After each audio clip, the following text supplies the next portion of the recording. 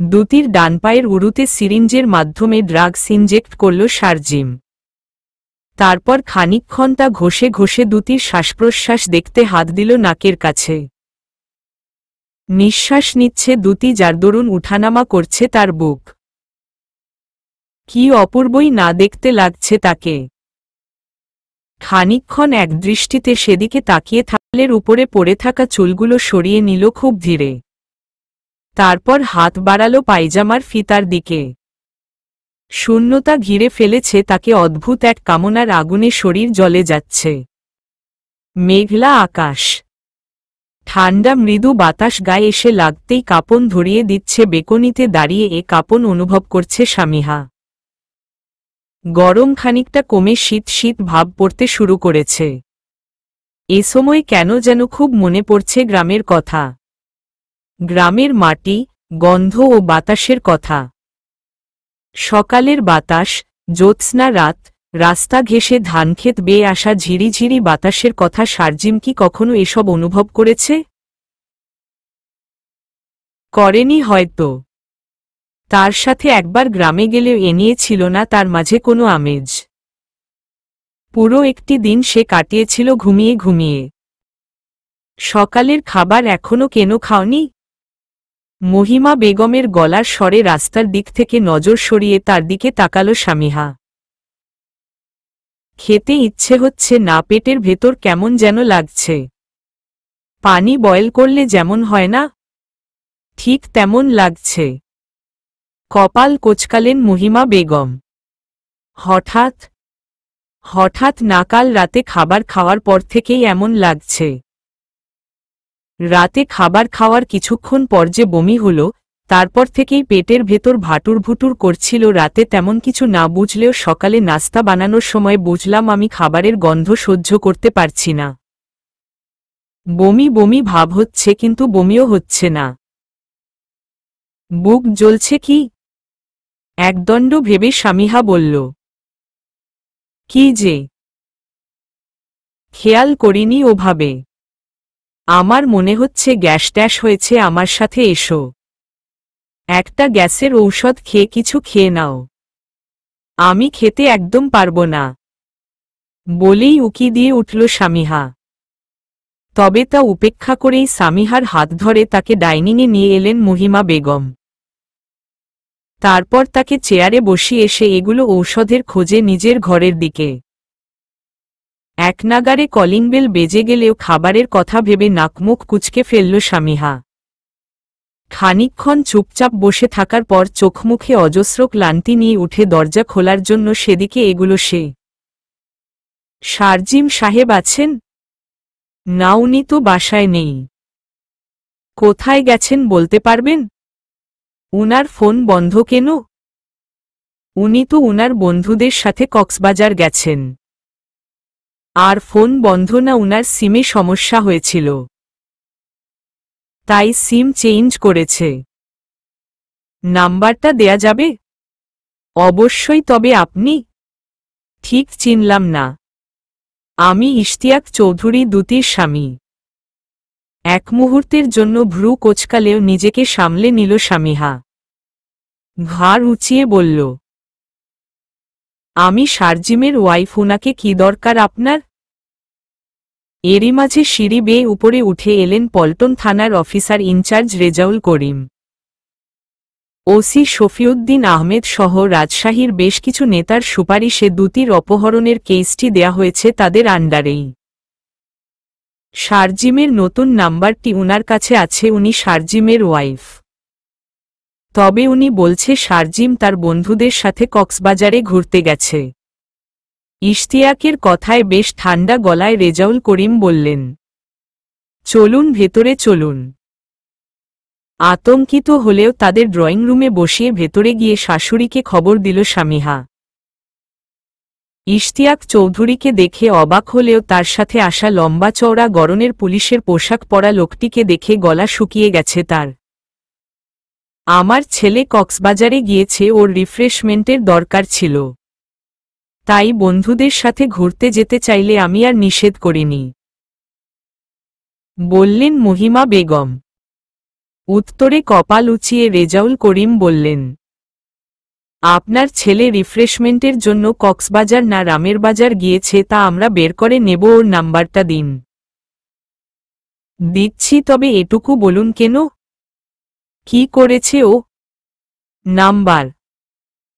ঢোক চেপে শারজিমের নাম্বার বের করে দিলেন মহিমা বেগম।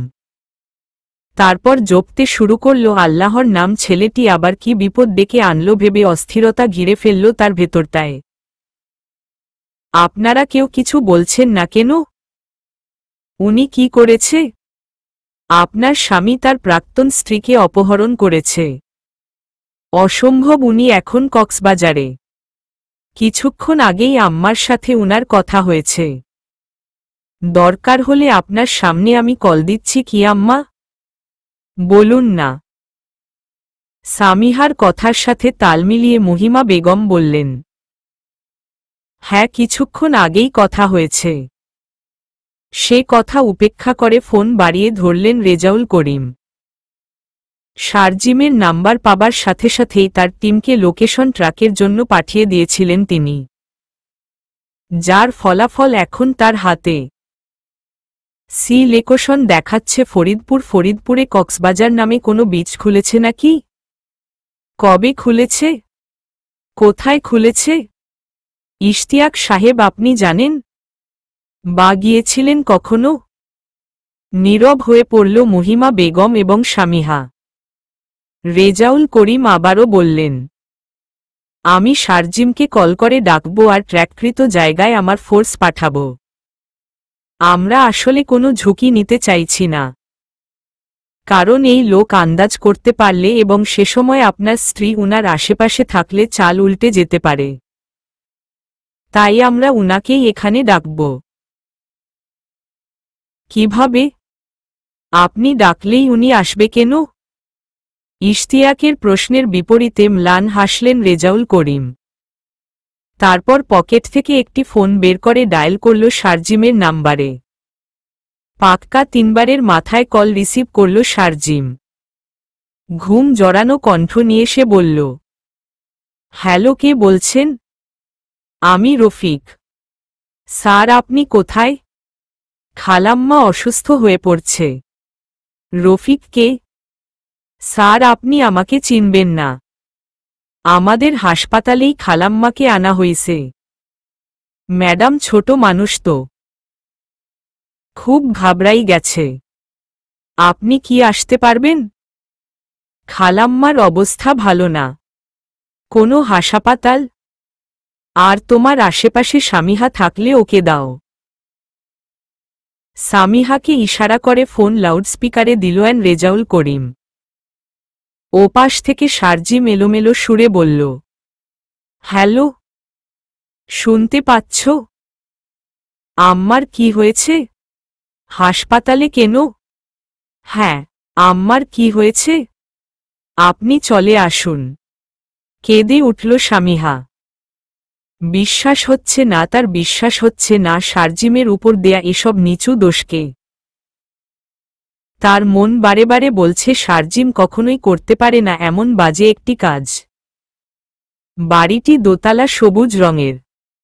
সামনে ঢালু রাস্তার কোনায় লাগিয়ে রাখা দুটো আমগাছ।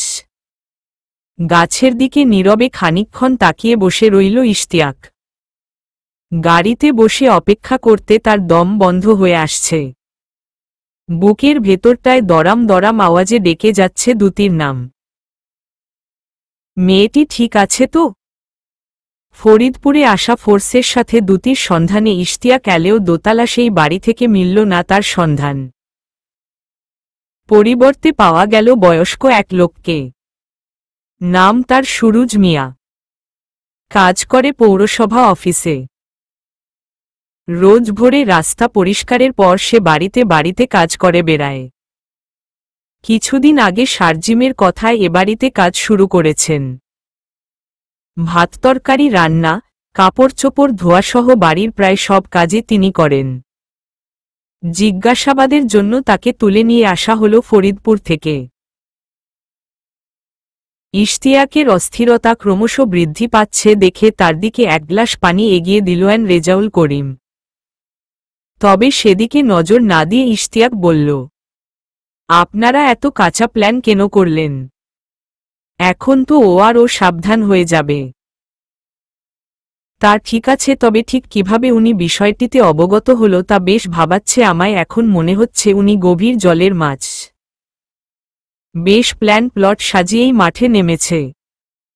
সেটা আপনার এখন মনে হচ্ছে? আগের পুরো ঘটনা শুনে মনে হয়নি? একদম না, অতীত ঘেটে বলদা ছাড়া দ্বিতীয় কিছু আমার লেগেছিল না। সাথে বদ্ধ উন্মাদও লেগেছিল। আমার কি মনে হচ্ছে জানেন? মনে হচ্ছে উনার ব্যাকআপ আছে, যার মাধ্যমেই উনি জানতে পেরেছে আমরা তাকে জাল ফেলে টোপ গেলাতে চাইছি। চলুন দেখি, কথা বলে আসি সুরুজ মিয়ার সাথে। ভয়ে হাত পা কাঁপছিল সুরুজ মিয়ার। ওসি সাহেবকে ঢুকতে দেখেই তা পৌঁছে গেল সপ্তমে। কাপা গলায় তিনি বললেন, স্যার, আমি কিছু জানি না। বিশ্বাস করেন। কপাল কোঁচকালেন রেজাউল করিম। তোমাকে কি আমি কিছু জিজ্ঞেস করেছি? আতঙ্কে জোরসড় হয়ে সুরুজ মিয়া বললেন, না। তবে এটি কিসের উত্তর ছিল? স্যার, সত্যিই আমি কিছু জানি না। কাল রাত্রিরে উনি আমারে তাড়াতাড়ি যাইতে বলল। সকালেও আইসা ৩০ মিনিট বেল বাজাইয়া বাজাইয়া ফিরা গেছিলাম, গেইট খুলে নাই। তাই ডুব দিয়া আবার যখন বাড়িতে গেছি তখনই পুলিশ হাজির। আমি তো বাড়ির বাইরেই আছিলাম। স্যার জিজ্ঞাস করেন উনাদের। বিশ্বাস করলাম। এখন একটি প্রশ্নের উত্তর দাও তো, শারজিম সাহেবের সাথে ওখানে আর কে কে ছিল? উনি একাই ছিলেন। চাপানি দিয়ে ভদ্রভাবে জিজ্ঞেস করছি, কেলানি খেতে চাইলে তাও দেয়া যাবে। তা তুমি কোনোটা চাও? ঢোক চেপে মাথা নিচু করল সুরুজ মিয়া। ক্ষীণ স্বরে বললেন, উনার সাথে একটা মাইয়া ছিল। রুমে সবসময় আটকাই রাখত। হাতে পায়ে দড়ি দিয়ে বাইন্ধা খাইতে দিত না। মাইয়াটা চিৎকার করে কাঁদত। এরই মাঝে একজন কনস্টেবল এলেন রিপোর্ট নিয়ে। তার রেজাউল করিমের দিকে এগিয়ে দিয়ে বললেন, স্যার, পড়ে থাকা সিরিঞ্জে ড্রাগস ছিল। ইশারায় কনস্টেবলকে বেরিয়ে যাবার আদেশ করে সুরুজ মিয়ার দিকে তাকালেন রেজাউল করিম। দাঁতে দাঁত চেপে ধারালো গলায় বললেন, মেয়েটিকে ড্রাগস দিত? আমি জানি না স্যার। তোমার হাড্ডিগুড্ডি একটাও আমান থাকবে না সুরুজ মিয়া, একদম মার্ডার কেসে ভিতরে ঢুকিয়ে দিব। উঠে দাঁড়িয়ে রেজাউল করিমের পা ধরে কেঁদে ফেললেন সুরুজ মিয়া। সত্যিই আমি জানি না স্যার। আমি মূর্খ মানুষ। টাকা দিছিল বইলা কাজ করছি। আল্লাহর কসম স্যার, আমি কিছুই জানি না। ফোনের রিংটোন বেজে উঠায় কথোপকথনের মাঝ থেকে উঠে পড়ল ইশতিয়াক। কয়েক কদম এগিয়ে গিয়ে ফোন রিসিভ করে ধীর গলায় বলল, বলো। ওপাশ থেকে লিলি বেগম বললেন, তুই নকি ঢাকায় গেছিস? হ্যাঁ, এসেছি। আমাদের বলে যাবি না? ইশরাকের কাছ থেকে শোনা লাগতেছে এখন। কিছু দরকার? না। তুই হঠাৎ ঢাকায় কেন? দুতির জন্য। মাথায় রক্ত উঠে গেল লিলি বেগমের। ক্ষিপ্ত গলায় তিনি বললেন, তুই এইখানে মৌমিরে বসাই রাইখা দুতিরে খুঁজতে গেছস? তোর কপালে ৫ লাথি। তুই তাড়াতাড়ি ফিরে আয়। সময় হলে ফিরব। তুই ফিরবি না? এদিকে মৌমি অস্থির হয়ে যাচ্ছে তোর জন্য। আর তুই কিনা এমন লক্ষ্মী এক মেয়েকে রেখে ওই বাজারি মেয়েরে খুঁজতে বের হয়েছিস, যে তোর জন্য না বরং তোরে অস্থির করতেছে। কসম লাগে আমার, তুই চলে আয়। অস্থিরতার সাথে ইশতিয়াক বলল, তুমি কেন বুঝতে পারছ না ফুপু? দুতি ভালো নেই। মেয়েটির উপর কি পরিমাণ অত্যাচার চলছে তা যদি তুমি বুঝতে এ কথা বলতে পারতে না। ওই মেয়ের পাছায় লাথি।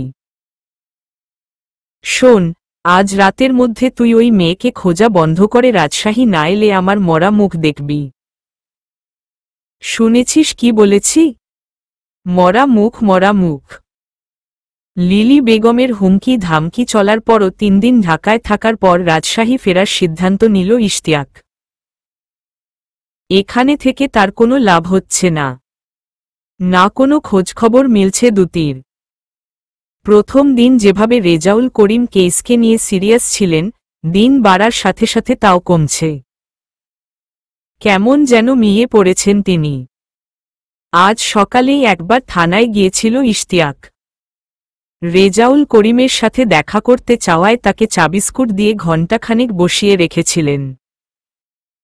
শেষে 5 মিনিটের জন্য এলেও বলেছিলেন, আমরা আমাদের মতো চেষ্টা চালাচ্ছি, আসলে তেমন কোনো ক্লু রাখেনি, বুঝেছেন?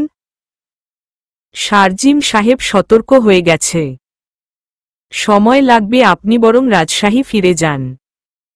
কি হয় না হয় আমি জানাব। উত্তর শুনে কপাল কুঁচকে গিয়েছিল ইশতিয়াকের।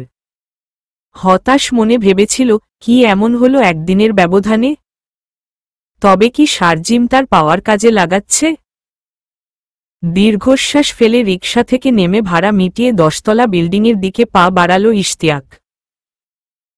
তার বাড়ি থেকে প্রচুর চাপ দিচ্ছে সকলে রাজশাহীতে ফিরে যাবার জন্য, এসব খোঁজাখুঁজি বন্ধ করে নিজের কাজে মন দেবার জন্য, মৌমির জন্য হলেও এসব নিয়ে পড়ে না থাকার জন্য। তবে কেন এত কথা আসছে তার নিজের নেয়ার সিদ্ধান্ত নিয়ে? সে দুতির জন্য এসেছে, যা একান্তই তার নিজের সিদ্ধান্ত। তবে কেন তার সিদ্ধান্ত নিয়ে এত সকলের দুশ্চিন্তা? তার মা বেঁচে থাকলে তিনিও কি একই কাজ করতেন? নাকি তার কাঁধে হাত রেখে বলতেন, তুই যা ইশতি, দুতিকে না নিয়ে একা বাড়ি ফিরিস না। আপনি? সামিহার কথায় চিন্তার অবসান ঘটিয়ে ছোট্ট একটি নিঃশ্বাস ফেলল ইশতিয়াক। ম্লান হেসে বলল, রাজশাহী চলে যাচ্ছি, ভাবলাম একবার দেখা করেই যাই। আমি বাসায় একা, আম্মা এখন বাসায় নেই। আপনি আসতে পারেন। কথাগুলো মুখে এলেও তা বলল না সামিহা। একদণ্ড ভেবে দরজা ছেড়ে সরে দাঁড়িয়ে ড্রয়িং রুমের দিকে পা বাড়াল সে। শারজিম যে ম্যারিড সেটা আমার জানা ছিল না। অবশ্য জানবই বা কিভাবে? দুতিকে না আমি কখনো বোঝার চেষ্টা করেছি, আর না দুতি কখনো আমায় সেফ ফিল করে নিজে থেকে কিছু জানিয়েছে। বিয়ের পর ভাবতাম এসব জিজ্ঞেস করে কেন ওকে অস্বস্তিকর অবস্থায় ফেলব। তবে যখন হাসান নামের লোকটি এলো, সব কেমন যেন এলোমেলো হয়ে গেল। মনোযোগী শ্রোতা বেশে ইশতিয়াকের কথাগুলো শুনে সামিহা বলল, হাসান কে? আর কি হয়েছিল তিনি আসার পর? খানিকটা অবাক হল ইশতিয়াক। হাসানকে চেনেন না? না, আমার চেনার কথা ছিল নাকি? অবশ্যই ছিল, আপনার হাজবেন্ড যাকে মই বানিয়ে উপরে উঠতে চেয়েছিল একসময়, আপনি তাকেই চেনেন না ভেবে একটু অবাক হলাম। ভ্রু কোঁচকাল সামিহা। আমি ঠিক বুঝলাম না। বুঝলেন না? নাকি বোঝার চেষ্টা করতে চাইছেন না? আপনি শারজিমের ওয়াইফ। আপনি থাকতেওনি কেন এমন একটি কাজ করল তা আমাকে একটু বুঝিয়ে বলবেন? আমি কি উনার কাছে গুরুত্বপূর্ণ কেউ, যে আমি থাকলেই উনি এমন কাজ করবেন না? অবশ্যই গুরুত্বপূর্ণ একজন, সকল স্ত্রী তার স্বামীর কাছে গুরুত্বপূর্ণ একজন মানুষ। সবার কথা জানি না, তবে আমি যদি তেমন গুরুত্বপূর্ণ কেউ হতামই, তাহলে অবশ্যই উনি আমায় ডিভোর্স দেবার কথা ভাবতেন না। উদ্বিগ্ন হয়ে কপাল কোঁচকাল ইশতিয়াক। আপনারা ডিভোর্স হচ্ছেন? আমি চাই না, তবে উনি চায়। উনি চাইবেন বা না কেন? সারাদিন মুখে দুতি আর দুতি, আর জীবনে সামিহা কিছু হল হিসেবেই তো গরমিল। তবে বিয়ে কেন করেছিলেন? ভাবুক হয়ে শূন্য দৃষ্টিতে মেঝের দিকে তাকাল সামিহা। সুপ্ত গলায় বলল, এই কেনর উত্তর আজও আমি খুঁজে পাইনি। জানেন, লোকটির জন্য আমি আমার জীবনটাও অনায়াসে দিয়ে দিতে পারি। খুব কঠিন একটা কথা বলে ফেললেন। অবশ্য আপনার বয়সটাই এমন। বয়সকে দোষ দেব না। দোষ আমার মনের কখনো ভালোবাসা পায়নি লোকটির কাছ থেকে। তবুও ঘুরে ফিরে তাকেই মন দিয়ে বসে আছি। দোষ তাহলে মনের না? হবে হয়তো। আচ্ছা, আপনাদের সম্পর্কটা ঠিক কেমন? খুব বেশি ব্যক্তিগত প্রশ্ন করে ফেললেও প্রশ্নটির উত্তর কি সামান্য রাখরাখ করে দেয়া যাবে? ঘাড় নেড়ে স্বামীহা সহজ গলায় বলল, আমাদের মাঝে কোনো সম্পর্ক নেই। বিয়ের পর উনি রিহ্যাবে গেলেন, আমি এখানে পড়ে রইলাম। তবে ততদিনে লোকটি আমায় এমন কিছু সুখের রাজ্যে নিয়ে গিয়েছিলেন যা চাইলেও আমি ভুলতে পারিনি। প্রতিটি ওয়াক্তের নামাজ শেষে মোনাজাতে আমি শুধু চেয়েছি আল্লাহ উনাকে সুস্থ করে দিক, উনি ভালো থাকুক। অথচ দেখুন আজ উনি ভালো নেই। আপনি এমন স্বভাবের একটি মানুষকে এতটা ভালোবাসতে পারলেন? সত্যিই আমি অবাক হচ্ছি আপনাকে দেখে। ম্লান হাসল স্বামীহা। বলল, উনি যেমনই হোক মানুষ হিসেবে খারাপ নয়। হয়তো উনার ভেতরে পাগলামি আছে, প্রথম প্রেম। ভোলাটা কিন্তু সহজও নয়। যে তার নিজের স্ত্রীকে অন্যদের সাথে ভাগাভাগি করে, তাকে সিঁড়ি বানিয়ে সভাপতি হবার স্বপ্ন দেখে, সে আর যাই হোক ভালো মানুষ নয়, অন্তত আমার মতে। মুখের হাসি নিমেষেই মিলিয়ে গেল সামিহার। কুচকানো মুখ নিয়ে সে বলল, মানে? এভাবে চমকালেন যেন আপনি কিছুই জানেন না। নাকি আগের মতো এবারও জেনেও না জানার ভান করছেন?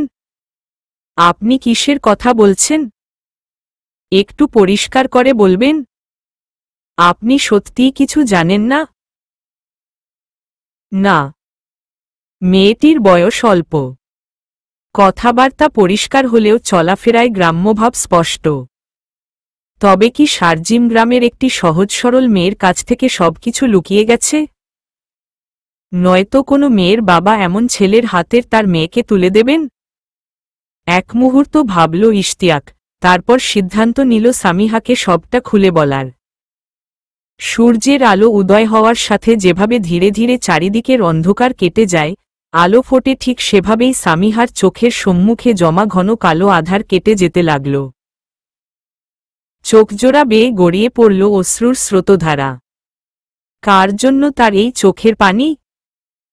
দুতির কষ্টের নাকি শারজিমের কৃতকর্মের? বুঝে উঠতে পারল না সামিহা। আম্মার কাছে আমি অনেকবার জানতে চেয়েছিলাম কেন উনার দুতি আপুর সাথে ডিভোর্স হয়েছিল। তিনি এটা সেটা নানান কথা বলে বারবার ঘুরিয়ে দিত প্রসঙ্গটি। অনেক সময় বলতো বনিবনা হতো না, দুতি মেয়েটি খারাপ ছিল না, তবে আমার ছেলের জন্য সঠিক ছিল না। আমার ছেলের জন্য তুমিই হলে সঠিক, তাই তো ঘুরে ফিরে তুমি ওর কপালে এসে জুটেছ। শুনে আমি খুশি হতাম, আমার সেই খুশি ঠিক আকাশ সমান ছিল জানেন। সে প্রশ্নের জবাব না দিয়ে ইশতিয়াক বলল, দুতিকে ও বেঁধে রেখেছে, খেতে দিচ্ছে না।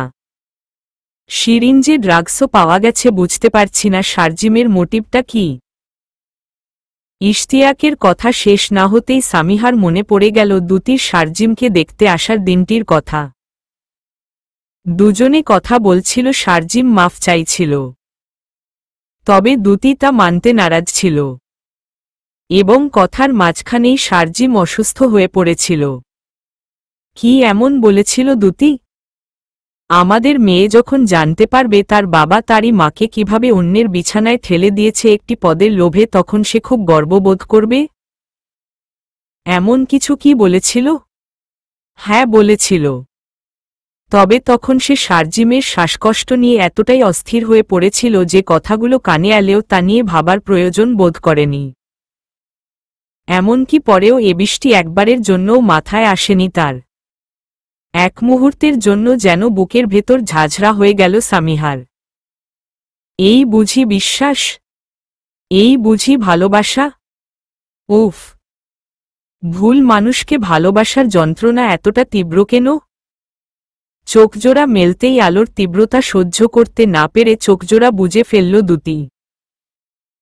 চোখ ঢাকার চেষ্টায় হাতজোড়া উঠাতে চাইলেও ব্যর্থ হল। সময় নিয়ে কিছুক্ষণের জন্য চুপচাপ থেকে আবারও চোখ খোলার চেষ্টা করতেই মাথার ভেতরটা তার ঝিনঝিন করে উঠল। কি হচ্ছে তার সাথে এসব? আর সেই বা কোথায়? চেয়ারে তো নয়, কোনো বিছানায়। তবে কি শারজিমের হাত থেকে মুক্তি পেয়েছে সে? মিটমিটিয়ে চোখজোড়া খুলবার চেষ্টা করে নিজের হাতটা দেখে নিল সে। হাত বাঁধা নেই, তারপরও কেন হাত উঠাতে পারছে না সে? লম্বা একটি নিঃশ্বাস ফেলে কয়েকবার চেষ্টার পরও হাত পায়ে জোর পেল না দুটি। পুরো শরীর কেমন যেন অবশ হয়ে পড়েছে। চোখজোড়া জ্বলছে, মাথায় ভেতরটা ভনভনিয়ে ঘুরছে। ঘুম হল? চোখজোড়া মেলে শারজিমকে দেখামাত্র বুকের ভেতরটায় উথালপাথাল শুরু হল দুতির। ফুপিয়ে কাঁদতে চেয়েও গলার ভেতরটায় তা আটকে ধরল। শরীরটা এখন ভালো লাগছে? মন ভালো? খানিকক্ষণ গল্প করবে? অস্পষ্ট সুরে দুতি বলল। আমাকে আমার মতো ছেড়ে দাও। গল্প না করলে নেই, তবে কিছু তো করা উচিত। আচ্ছা দেখো তো, তুমি কি পরে রয়েছ? তোমার সেই নাইটি আমাদের বিয়ের পর আমি তোমায় গিফট করেছিলাম। তুমি নাইটিটা খুলে লজ্জায় ওয়াশরুমে ঢুকে পড়েছিলে। ইস, কি ছিল সেই দিনগুলো! আমাকে তুমি ছুঁয়েছ। কেন ছুঁয়েছ? দুতি চেঁচিয়ে উঠতেই তার পা খপ করে ধরে জোরে চাপ দিল শারজিম। ধীর গলায় বলল, চেঁচিও না। আমার কাছে তুমি কি চাও? আর কি চাও? সব তো শেষ করে দিয়েছিলে, আবার কেন? সব শেষ করলে দ্বিতীয় বিয়েও করা যায়? তুমি অসুস্থ শারজিম, তুমি স্বাভাবিক নও। দুতির কথার প্রত্যুত্তরে টেবিলে রাখা সিরিঞ্জের দিকে তাকালো শারজিম। তারপর হাত বাড়ালো সেদিকে। আমি সুস্থ দুতি, তবে তোমায় যে অসুস্থ হতে হবে। প্রচুর অসুস্থ হতে হবে, প্রচুর। শীত পড়েছে। কুয়াশা ঘেরা রূপকথার ভেজা বিশাল সাদা চাদরে মুড়িয়ে রয়েছে চারপাশটা। আকাশ থেকে ঝরে পড়ছে বিন্দু বিন্দু শিশির, যা গাছের পাতাসহ পায়ের নিচের ঘাসকে ভিজিয়ে দিয়ে যাচ্ছে, মুক্ত করে দিচ্ছে সকল গ্লানি থেকে। তবে দুতিকে নিয়ে তার গ্লানি? তা কি এই শিশির বিন্দু ধুয়ে মুছে পরিষ্কার করতে পারবে? বুক চিরে একটি দীর্ঘশ্বাস বেরিয়ে এল ইশতিয়াকের। হাতের ঘড়ির দিকে চোখ বুলিয়ে আবারও ভেজা পথ ধরে সামনে এগুলো তার পাজোরা। 3 মাস চলে গেছে, তবে এখনো কোনো খোঁজ মেলেনি দুতির। ধীরে ধীরে আরও মাসের পর মাস, বছরের পর বছর গড়িয়ে যাবে। হয়তো সময়ের সাথে সাথেই একসময় হারিয়ে যাবে দুতি নামটিও অসম্ভব কিছু? একদম নয়। প্রশাসনের দায়িত্বজ্ঞানহীন কর্মকাণ্ডে এর চেয়ে ভালো ভাবনা আর তার মাথায় আসে না। না সে নিজে কোনো বাংলা সিনেমার নায়ক, যে তার নায়িকার আর্তনাদ অনুভব করেই তাকে খুঁজে বের করবে ঘন অরণ্যের মাঝ থেকে। এখন তার খুব করে মনে হয়, জীবনটা বাংলা সিনেমা হলে খুব ক্ষতি হতো কি? দুতির নিখোঁজে অন্তত চারপাশটা থেমে যেত, তবে বাস্তবে তো পৃথিবী থেমে থাকেনি। সব চলছে তার নিজস্ব গতিতে। সে নিজে খাচ্ছে দাচ্ছে, ভার্সিটিতে এসে ক্লাস নিচ্ছে, রাতে ঘুমোতে যাচ্ছে। তার জীবনচক্রে দুতির অনুপস্থিতি কোনো পরিবর্তন এনেছে কি? আনেনি, তবে কোথাও একটা পরিবর্তন এসেছে। আগে যে ইশতিয়াক রাতভর ভোসভোস করে ঘুমিয়ে পার করত, এখন তার রাত কাটছে নির্ঘুমে। খেতে বসে খাবার অর্ধেকটা রেখেই উঠে পড়ছে। ক্লাসে যতক্ষণ থাকছে একটি অস্থিরতার মাঝে থাকছে। দমবন্ধ পরিস্থিতিতে চলছে তার জীবন। দুতি, তার মা দুজনকে হারিয়ে তার জীবন থেমে না থাকলেও তার মন থমকে রয়েছে তাদের মাঝেই। স্যার, শুনুন। স্যার, শুনুন না। পথ চলতে তাথইয়ের বাধা পেয়ে থেমে দাঁড়ালো ইশতিয়াক। কপাল কুঁচকে বলল, বলুন। স্যার, আমি আসলে প্রচুর দুঃখিত। ঠিক আছে। ইশতিয়াক পাশ কাটিয়ে যাবার জন্য পা বাড়াতেই তাকে থামিয়ে দিল তাথই। অনুরোধের সুরে বলল, স্যার শুনুন না। কি হচ্ছে কি? আপনি দূরে দাঁড়িয়ে কথা বলুন। সরি স্যার, এই যে দূরে দাঁড়ালাম। মাপলে 5 ফুট তো হবেই। কি হবে না? যা বলতে চাইছিলেন তা বলুন। ম্লান হাসল তাথই। কপালের চুলগুলো এক হাত দিয়ে সরিয়ে নিয়ে বলল, ম্যাডামের কোনো খবর পেলেন? তা জেনে আপনার কি কাজ? ও মা, জানব না? স্যার জানেন, লোকে বলে ম্যাডাম নিজের ইচ্ছেতেই নাকি তার প্রাক্তন স্বামীর সাথে চলে গেছে। নয়তো একবার ভাবুন, কিডন্যাপ হলে কোনো ফোন কল তো আসত। কিডন্যাপারের তো কোনো উদ্দেশ্য আছে। তাছাড়া 3টা মাস চলে গেল।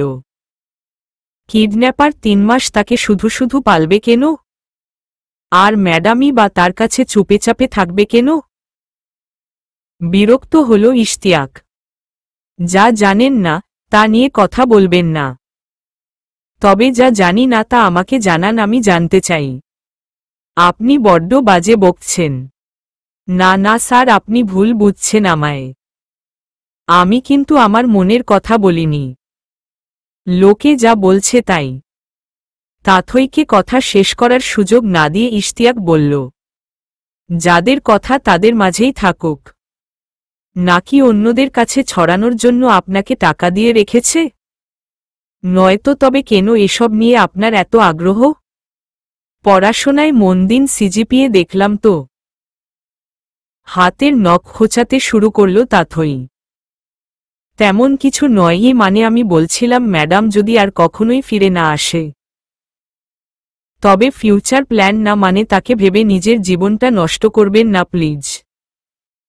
মায়ের চেয়ে মাসির দরদ বেশি দেখছি। তাছাড়া আপনার কেন মনে হচ্ছে আমি আমার জীবন নষ্ট করছি? এই যে কেমন যেন অদ্ভুত আচরণ করছেন আজকাল। ক্লাসে এসে বারবার পানি খাচ্ছেন, টাই বারবার ঢিলে করছেন, শীতের মাঝেও প্রচুর ঘামছেন, ক্লাসে ঢুকলেই মনে হচ্ছে নার্ভাসনেস কাজ করছে আপনার মাঝে প্রচুর। চোয়াল শক্ত হয়ে এল ইশতিয়াকের। চোখজোড়া হয়ে উঠল তীক্ষ্ণ। কঠোর স্বরে সে বলল, আপনি আমার কাছ থেকে অন্তত 100 হাত দূরে থাকবেন। বুঝেছেন কি বলেছি? নয়তো আমি আপনার বিরুদ্ধে কঠোর পদক্ষেপ নিব। বড় বড় পা ফেলে ইশতিয়াক এগুলো গেইটের দিকে। আজ তার বড় ফুপু লিলি বেগম আসবেন পাবনা থেকে। নিজের বাড়িতে গিয়ে কোনোভাবেই শান্তি পাচ্ছেন না তিনি। প্রেশার বেড়ে অসুস্থ হয়ে পড়ছেন। এমন অবস্থায় গতরাতে তার কাছে ফোন দিয়ে প্রায় আধ ঘন্টার মতো কান্নাকাটি করেছেন। বারবার বলেছেন দ্যুতির সাথে ডিভোর্স তো তোর হয়েই গেছে, এবার তাহলে মৌমিকে বিয়ে করে নে। মরার আগে এতিম মেয়েটার একটা গতি করে দিয়ে যেতে চাই। সেও একথার প্রেক্ষিতে খানিকক্ষণ চুপচাপ থেকেছে। তারপর বলেছে, ঠিক আছে, চলে এসো তোমরা। কি হচ্ছে কি? হাত সরাও। দুষ্ট এক হাসির রেখা ঠোঁটের কোণায় ফুটল ইশরাকের। হাত সরানোর পরিবর্তে তা দীপার কোমরে রেখে হালকা চাপ দিয়ে বলল, দুপুরে খাওয়া হয়েছে? হুম হয়েছে, তোমার? হয়েছে আবার হয়নি। কেমন যেন অভুক্ত অভুক্ত লাগছে। চো চো ছো ছো করছে, তবে পেটের ভেতরে নয়। তুমি আমাকে প্রচুর কনফিউজড করে ফেলো। আগে তো ভালো লাগতো নাকি লাগতো না বলে কনফিউজড করতে এখন আরেক টেকনিক ধরেছ। তোমার কি মনে হয় আমি সারা জীবন বিভ্রান্তর উপরে বিভ্রান্তই হয়ে যাব? এতই বোকা আমি? তবে নিঃসন্দেহে বোকা তুমি। কপালে ভাঁজ পড়ল দীপার। ইশরাকের আঙ্গুলে মোচড় দিয়ে বলল, আর নিঃসন্দেহে তুমি ঢ্যাঁড়স। ঢ্যাঁড়সের মতো পিছলে। কান ধরে টানি, একদিক যাও অপর দিক। খাবারের নাম বলো না তো। ক্ষুধা পায় ক্ষুধা।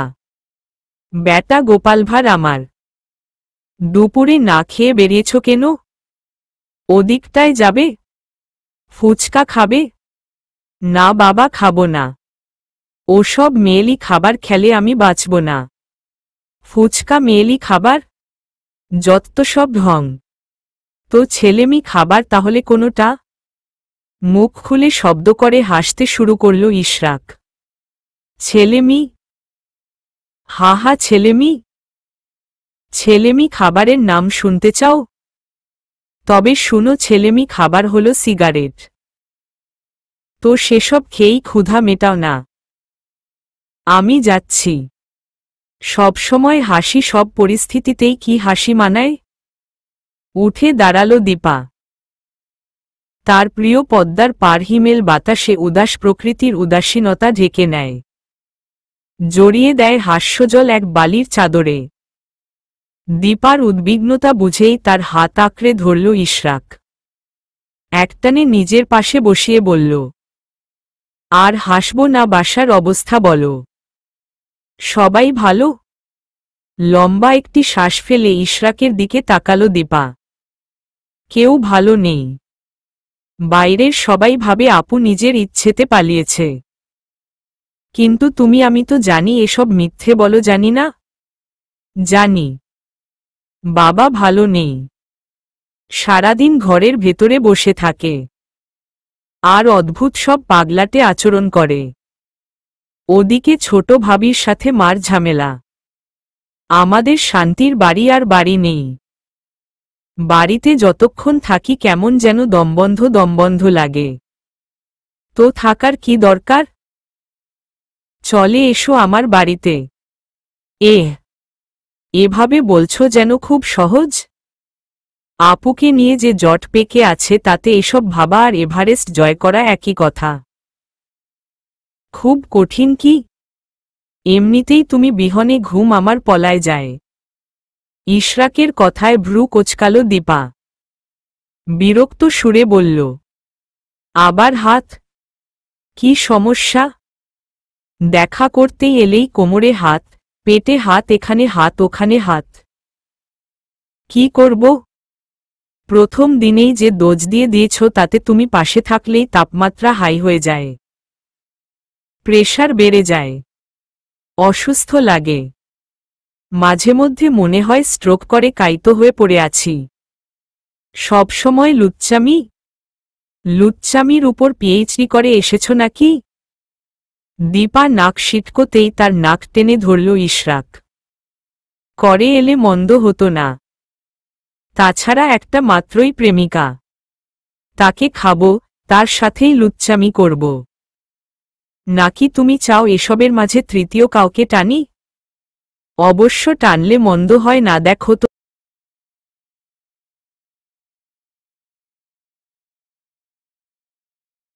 মেয়েটাকে। নাকটা কি তর্ত্রা। চুল দেখেছ? কাঁধের উপর কি সুন্দরভাবে পড়ে আছে। চুলে লেয়ার দিয়েছে বোধহয়। ওরে হিপড়ে। পেন্সিল পরে হাঁটার কারণে কেমন লটরপটর করছে দেখো। চোখজোড়া ঝাপসা হয়ে এল দীপার। নিজের নাক থেকে ইশরাকের হাত সরিয়ে এসে পা বাড়ালো রাস্তার দিকে। ঠিক আছে, সে অসুন্দর তাই বলে তা শুনিয়ে বেড়াতে হবে? এতই যখন সুন্দরী পছন্দ তবে কেন তার সঙ্গে প্রেম করতে এসেছিল? আর কি তার মুখের ভাষা। ওরে হিপ। এসব কোনো ভদ্রলোকের ভাষা? তাছাড়া এমনভাবে বলছিল যেন ওই মেয়ে ছাড়া পৃথিবীতে আর কারো হিপি নেই। চোখজোড়া মুছে পেছনে ফিরে তাকালো দীপা। তবে ইশরাককে মেয়েটির দিকে হা করে তাকিয়ে থাকতে দেখে চোয়াল শক্ত হয়ে এল তার। দাঁতে দাঁত চেপে চিৎকার করে উঠল সে। জঘন্য ছেলে একটা, রাতে ফোন দিয়ে দেখ। আমার জুতো তোর কপালে। তুমি চাইছো এতিম মেয়েটার গতি করতে, আমি গতি করে দিচ্ছি। আমার সাথে যদি মৌমির বিয়ে দেয়া যায় তবে ইশরাকের সাথে কেন দেয়া যাবে না? ইশতিয়াকের কথার পিঠে লিলি বেগম বললেন, তুই আর ইশরাক এক? তাছাড়া তোর সাথে ওর আংটি বদল হয়ে গেছে। ইসলামে এসব আংটি বদল টোদলের নিয়ম নেই। সরাসরি বিয়েই প্রধান। তারপরও এটা খারাপ দেখায়, তাছাড়া মেয়েটার কথাও ভাব। 3টা মাস হলো ও তোকে নিয়ে আলাদাভাবে ভেবেছে, আর এখন কিনা তোর ছোট ভাইয়ের সাথে বিয়ে। এক বাড়িতে থেকে এসব কিভাবে সম্ভব? আমার তো এতে কোনো সমস্যা নেই। তোর কেন কোনো সমস্যা নেই? তুই কেন মেয়েটিকে বিয়ে করতে চাইছিস না? সেটা একান্তই আমার ব্যক্তিগত ব্যাপার। ফুপিয়ে কেঁদে উঠলেন লিলি বেগম। আমরা তোর কাছে এতই পর হয়ে গেছি? এখন তোর সব ব্যক্তিগত ব্যাপার হয়ে গেল? দেখেছিস শিপু, কিছু বল তোর ছেলেকে। বেঁকে বসলেন শিপু চৌধুরী। বিরক্ত সুরে বললেন, এসব ফালতু কথা রাখো। তুমি চাইলেই হবে? আমি আমার ছেলেকে ওই মেয়ের সাথে বিয়ে দেব না। ইশতিয়াক বলল, কেন ছোট মা? আমি আর ইশরাক কি আপনার কাছে এক নই? না, নিজের পেটের সন্তান নিজের পেটেরই। আমি এমন এতিম মেয়ে, যার কোনো বংশ পরিচয় নেই, বাবা মা নেই, তার সাথে আমি কেন আমার ছেলের বিয়ে দেব? আমার ছেলের কোনো শখ আহ্লাদ নেই? শ্বশুর শাশুড়ি থাকবে না, তাদের আদর পাবে না? না বাবা, ওসব আমি মেনে নিব না। কান্নার বেগ বাড়িয়ে দিলেন লিলি বেগম। কি বললি তুই এসব শিপু? মৌমি কি জলে ভেসে এসেছে? এসব কেমন ভাষা তোর? জলে ভেসে এসেছে বলেই তো আপনি জারতার গলায় ওকে ঝুলিয়ে দিতে চাইছেন। মুখ সামলে কথা বল শিপু। আপনি নিজেকে সামলান। আমি কখনোই এমন 12 ভাতারি মেয়ের সাথে আমার ছেলেকে বিয়ে দেব না। 12 ভাতারি কি? এসব 12 ভাতারি কি? মৌমি 12 ভাতারি হলে তুই কি শিপু? তুইও তো অন্যের জামাইয়ের ঘাড়ে চেপে বসেছিস। বাজান দেখেছিস? মুখের ভাষা দেখেছিস ওর? দীর্ঘশ্বাস ছেড়ে ইশতিয়াক বলল, তোমরা থামো। বিয়ে নিয়ে তোমাদের সিদ্ধান্তে কিছু যাবে আসবে না। ইশরাক আসুক, আমি ওর সাথে কথা বলি। ওর যদি অমত না থাকে তবে। ইশতিয়াকের কথার পিঠেই শিপু চৌধুরী বললেন, আমি ওর মা। আমি ওর সাথে মৌমির বিয়ে দিব না। তাছাড়া তোমার যদি ওর প্রতি এত দরদ উথলেই উঠে তবে নিজে বিয়ে করো। আমার ছেলের কাঁধে কেন ঝোলাতে চাইছ? এই তুমি ওকে নিজের ভাই মানো? আমার ইশরাককে ভাই মানাতে কোনো সন্দেহ নেই ছোট মা। লিলি বেগম সে কথার সাথে তাল মিলিয়ে বলল, বাজান আর কেউ না জানুক তা আমি জানি। তুই ওর কথায় তাল দিস না, তবে বাজান ইশরাকের হাতে আমিও মৌমিকে দিয়ে শান্তি পামু না। ছেলেটা কিছু করে না। ও তোর মতো না। আজ করে না কাল করবে, আর যতদিন পর্যন্ত করবে না আমি দেখব। আর তোর বিয়েটা করলে কি সমস্যা? দুতির কোনো খোঁজ নেই, এতদিন ডিভোর্স করে আটকে রেখেছিস। এখন তো ডিভোর্সও হয়ে গেছে, এখন এত কিসের কথা আসছে? খানিকক্ষণ নীরব থেকে ইশতিয়াক বলল, ডিভোর্স হয়নি ফুপু, আমি উইথড্র করে নিয়েছি। তাছাড়া দুতির অনুপস্থিতিতে ডিভোর্সের প্রশ্নই আসে না। ওর মুখ থেকে কিছু না শুনে আমি আমাদের জীবনের সিদ্ধান্ত একা নিতে পারি না। তবে যে এতদিন বলে এলি, তোমাদের চাপের কারণে বলেছি। তবে জীবনের এই প্রান্তে এসে আমার মনে হচ্ছে আমার এখন মাথা উঁচিয়ে চলা শেখা উচিত। সে মানুষই নয় যার নিজের কোনো ব্যক্তিত্ব নেই, নিজের মতামত নেই। তোমাদের কাছে আমার অনুরোধ, আমাকে মানুষের মতো মানুষ হতে দাও। পুরো ঘরজুড়ে যেন বাজ পড়ল। লিলি বেগম স্তব্ধ হয়ে শিপু চৌধুরীর দিকে চাইতেন। বেজে উঠল কলিং বেলের আওয়াজ। ভাই ভালো আছেন? আপনার সাথেই দেখা করতে এলাম। সদর দরজা খুলে পাশের ফ্ল্যাটের ডক্টর আখতারুজ্জামানের স্ত্রীকে দেখে কপাল কুঁচকে ফেলল ইশতিয়াক। আমার সাথে কিছু দরকার ছিল? হ্যাঁ, উনি রোদমিলা, টুম্পার বাবার কলিগ মাহফুজ সাহেবের স্ত্রী। উনি গোয়েন্দা সংস্থার একজন সদস্য। চিনবেন হয়তো উনাকে। কিছুদিন আগেই যে অভিনেত্রী অজান্তা অত্রিকে নিয়ে কেস চলছিল না, ওটা তো উনিই হ্যান্ডেল করেছেন। বিশ্বাস করবেন না ভাই, ফেসবুকে হিতৈষী নামক বাচ্চাটিকে নিয়ে যা চলছিল। তবে ভাবি যেভাবে হ্যান্ডেল করে ওই কালনাগিনী অজান্তা আর তার মাকে জেলের ভাত খাওয়াচ্ছে, সত্যিই আমি মুগ্ধ হই বারে বারে ভাবির উপর। আচ্ছা, ভেতরে আসুন। চারিপাশটায় নজর বুলিয়ে দুজন বয়স্ক মহিলাকে দেখে সালাম দিল রোদমিলা। তারপর সোফায় বসে ভদ্রতাসূচক সামান্য হেসে বলল, রাজশাহীতে ঘুরতে এসেছিলাম তো কথায় কথায় যখন আপনার ওয়াইফের কথা শুনলাম, তখন আমার মনে হলো আপনার সাথে একবার কথা বলে যাই। আসলে আমি কেসটা সম্পর্কে বিস্তারিত জানতে চাই। একজন মেয়ে 3 মাস ধরে নিখোঁজ, অথচ প্রশাসনের দিক থেকে কোনো নজরদারি নেই। কি বলেছেন উনারা? হতাশ গলায় ইশতিয়াক বলল, ওই একই কথা, চেষ্টা করছি। অন্যভাবে ব্যবস্থা করার চেষ্টা করেননি? অন্যভাবে বলতে, পুলিশদের বিরুদ্ধে অ্যাকশন নেয়া যেত।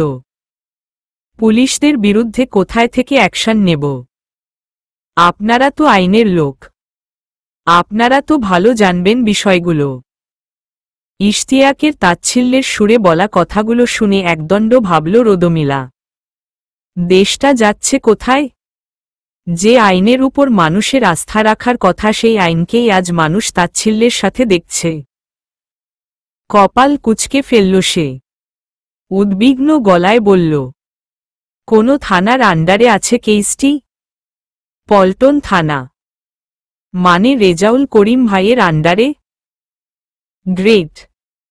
আমি কেসটি নিজে ইনভেস্টিগেশন করতে চাই। পুরো ব্যাপার শুনে কিছুক্ষণ চুপ করে রইল ইশরাক। তারপর চোখমুখ কুঁচকে বলল, তোমার মাথা খারাপ? ওই মেয়েকে বিয়ে করব আমি? কেন? সমস্যা কোথায়? কি সমস্যা নেই সেটা বলো। যেখানে আমি তোমার বিয়ে নিয়ে নারাজ ছিলাম সেখানে আমি করব বিয়ে, এটা তোমার মাথায় আসলো কি করে? আমার বিয়েতে নারাজের কারণ ভিন্ন কিছু ছিল ইশরাক। থাকুক, কারণ যে একটাই থাকতে হবে তেমন তো নয়। ভাবি যেমন একটা কারণ ছিল, তেমনি এই মেয়েও একটা কারণ ছিল। ওকে আমার কখনোই পছন্দ ছিল না, আর না হবে। I respect your decision but I can't. চুপসে পড়ল ইশতিয়াক। পাশ থেকে খেকিয়ে উঠলেন শিপু চৌধুরী। হলো তো এবার? হলো। এবার আমাদের মাছেলেকে ক্ষান্ত দাও। সব খারাপ জিনিসেই আমি আর আমার ছেলে। কেন রে? এত অসমতা কেন? সারা দুনিয়া জুড়ে নিয়েও মন ভরে না তোদের? মা, তুমি ভাইয়ার সাথে এভাবে কথা বলবে না। আমি শুধুমাত্র আমার সিদ্ধান্ত জানিয়েছি। ভাইয়ার সিদ্ধান্তকে ছোট করিনি। কাকে এত সম্মান দিচ্ছিস তুই? সে কি আদৌ সম্মান পাবার যোগ্য? অবশ্যই যোগ্য, আর তা নিয়ে আমার সামান্য সন্দেহ নেই। বরং আমি আজ খুশি যে ভাইয়া একটা সঠিক সিদ্ধান্ত নিয়েছে। এই মেয়ে আমাদের কারোরই যোগ্য নয়। ওকে ওর হালে ছেড়ে দাও। এতক্ষণে নীরব রইলেও ইশরাকের কথা শেষ হতেই মুখ খুললেন লিলি বেগম। ক্ষিপ্ত গলায় চেঁচিয়ে উঠে বললেন, তোদের কোনো বাড়া ভাতে ছাই দিয়েছে মৌমি? মেয়েটিকে নিয়ে এমন আজেবাজে কথা বলতে তোদের বুক কাঁপে না? এখন যদি আমি বলি ভাবি তোমার কোনো বাড়া ভাতে ছাই দিয়েছে, তাকে নিয়ে এমন আজেবাজে কথা বলতে তোমাদের বুক কাঁপে না? দুতি আর মৌমি এক হলো? এক কেন হবে না? অবশ্যই এক না। ওই মেয়ের অতীত আছে, অথচ আমার মেয়েটার কোনো অতীত নেই। মানুষ হিসেবে তুই একবার ভাব, মেয়েটি কি পরিমাণ কষ্ট পাবে তোদের কথা শুনলে। বিয়ে যখন তোরা করবিই না, তখন 3টা মাস মেয়েটাকে মিথ্যা আশা কেন দিলই? সেটা ভাইয়ার দোষ, ভাইয়াকে বলো। তবে ভাবির অতীত নিয়ে বললে তো? তবে শোনো, সব জানার পরও তোমরা মেয়ে হয়ে যদি মেয়েদের কষ্টটা না বুঝতে পারো তাহলে তোমরা মেয়ে নামের কলঙ্ক। আমি প্রাউড ফিল করি আমার ভাবি হাজারো প্রতিকূলতা পেরিয়ে নতুন করে জীবন শুরু করেছিল। অতীত কমবেশি সবারই থাকে, তবে সে তা ধরে বসে নিজের জীবন তো নষ্ট করেনি, আর না সুইসাইডের পথ বেছে নিয়েছে। মুখ বাঁকালেন শিপু চৌধুরী। হয়েছে, আর গুণকীর্তন করতে হবে না। তুই মৌমিকে বিয়ে করবি না, এটাই আসল কথা। আর আজ সবাইকে বলে রাখি, আমার ছেলের ভবিষ্যৎ আমি ঠিক করব। বিয়ে যদি দিতেই হয় আমি দিব। এর মাঝে কারো মাথা ঘামানো ব্যাপারটা আমি মানব না। আর মা, আমিও মানব না আমার ভবিষ্যৎ নিয়ে তুমি মাথা ঘামাও। আমার যেখানে সাধারণ পোশাক আশাক, পড়াশোনা নিয়ে তোমার মাথা ঘামাতে হয়নি, সেখানে এটাও না হয় আমাকে ঠিক করতে দাও। ইশরাকের কথায় কপাল কুঁচকে ফেললেন শিপু চৌধুরী। তীক্ষ্ণ স্বরে বললেন, তুই চুপ কর। হাজার আসবে হাজার যাবে, কিন্তু আমার ছেলের বউ আমিই ঠিক করব। হাজার আসবে নামা, একটাই এসেছে আর একটাই থাকবে, আর বিয়ে আমি তাকেই করব। পরিস্থিতি বিগড়ে যাবার আশঙ্কা দেখে ছোট্ট একটি নিঃশ্বাস ফেলল ইশতিয়াক। ধীর গলায় বলল, আপাতত আমরা এখানেই বিষয়টির ইতি টানি। আসলে আমারই ভুল ছিল। আমার মাথায় ব্যাপারটি আসার পর তোর সাথে কথা বলা উচিত ছিল। তুই বরাবরই সেলফ ডিপেন্ডেন্ট একজন ছেলে। সেখানে তুই যে তোর পছন্দকেই প্রাধান্য দিবি তা আমার ভাবা উচিত ছিল। তুমিও চুপ করো আর নিজের ঘরে যাও। অনেক হয়েছে তোমার মনমানি। আমার সারাটা জীবন নষ্ট করে তোমার শখ মেটেনি। মা জ্বালিয়েছে আমাকে, আর তুমি জ্বালাচ্ছ আমার ছেলেটাকে। পুরো নষ্ট করে দিল আমার ছেলেটাকে। কেন সাহস পায় ও আমার মুখের সামনে মুখ খোলার? এত সাহস ওকে কে দেয়? ছোট মা, দয়া করে আমার মরা মাকে এসবের মাঝে টেনে আনবেন না। আপনি ঘরে যান। আমি তো বলছি আমরা এ ব্যাপারে পরে আলোচনা করব, বলল ইশতিয়াক। প্রত্যুত্তরে ইশরাক বলল, কেউ কোথাও যাবে না। আমার কথা শেষ হয়নি।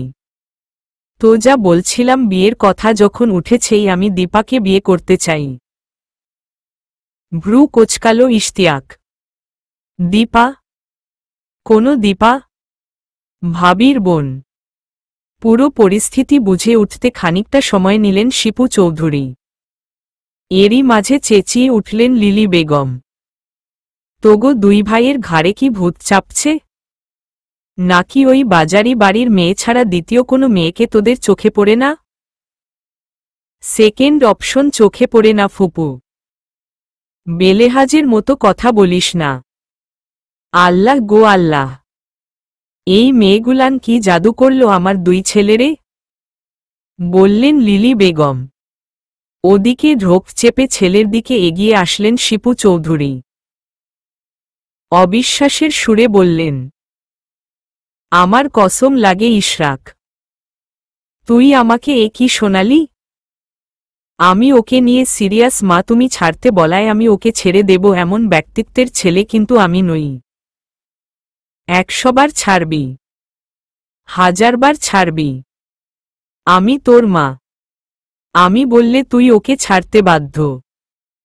তেমন কোনো চুক্তিনামা দিয়ে তুমি আমায় জন্ম দিয়েছিলে নাকি? দাঁতে দাঁত চেপে গলা চড়াও করলেন শিপু চৌধুরী। তুই ওকে বিয়ে করলে আমার মরা মুখ দেখবি ইশরাক। তুই ওকে বিয়ে করবি না। আর যদি বলি দীপার পেটে আমার বাচ্চা আছে, তখনও নয়। মাথার ভেতরটা ঘুরে উঠল শিপু চৌধুরীর। চোখজোড়া কপালে তুলে তিনি বললেন, তুই মিথ্যা বলছিস। আমি সত্যি বলছি। আমাকে ছুঁয়ে বল তুই সত্যি বলছিস। শিপু চৌধুরীর মাথায় হাত রাখল ইশরাক।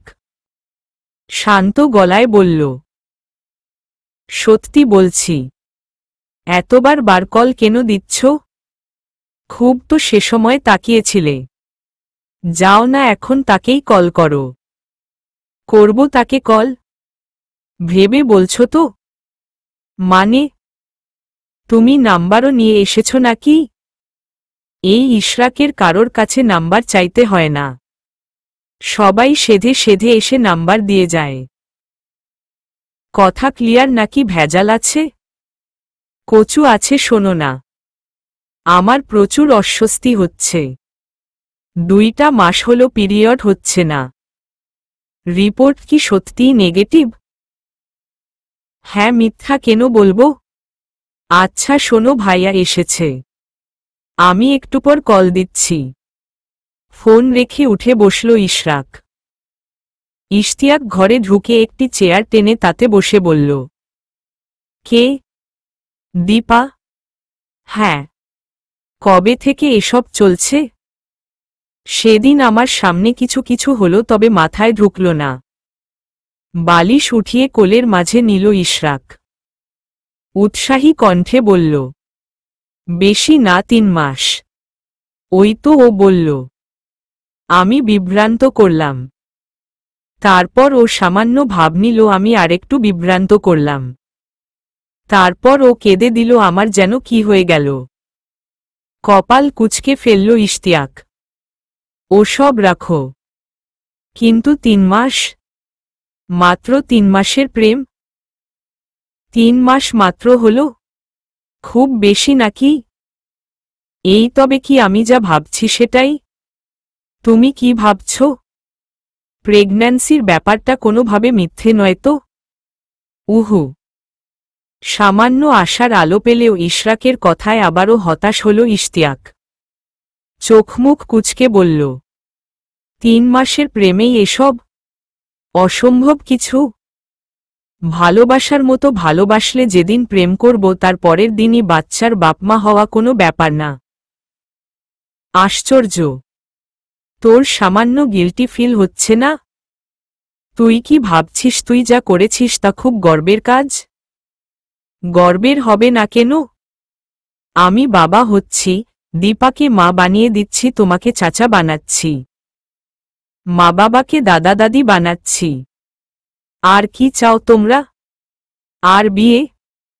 বিয়ে করেছিস? না, বাবা মাকে না জানিয়ে বিয়ে করলে নাকি পাপ হয়? সেই বিয়ে টেকে না, এটা অবশ্য আমার কথা নয়, দীপার কথা। ও আচ্ছা, বাবা মাকে না জানিয়ে বিয়ে করা পাপ? আর বিয়ে না করে একসাথে থেকে পেটে বাচ্চা আনা পাপ না? বিরক্ত হল ইশতিয়াক।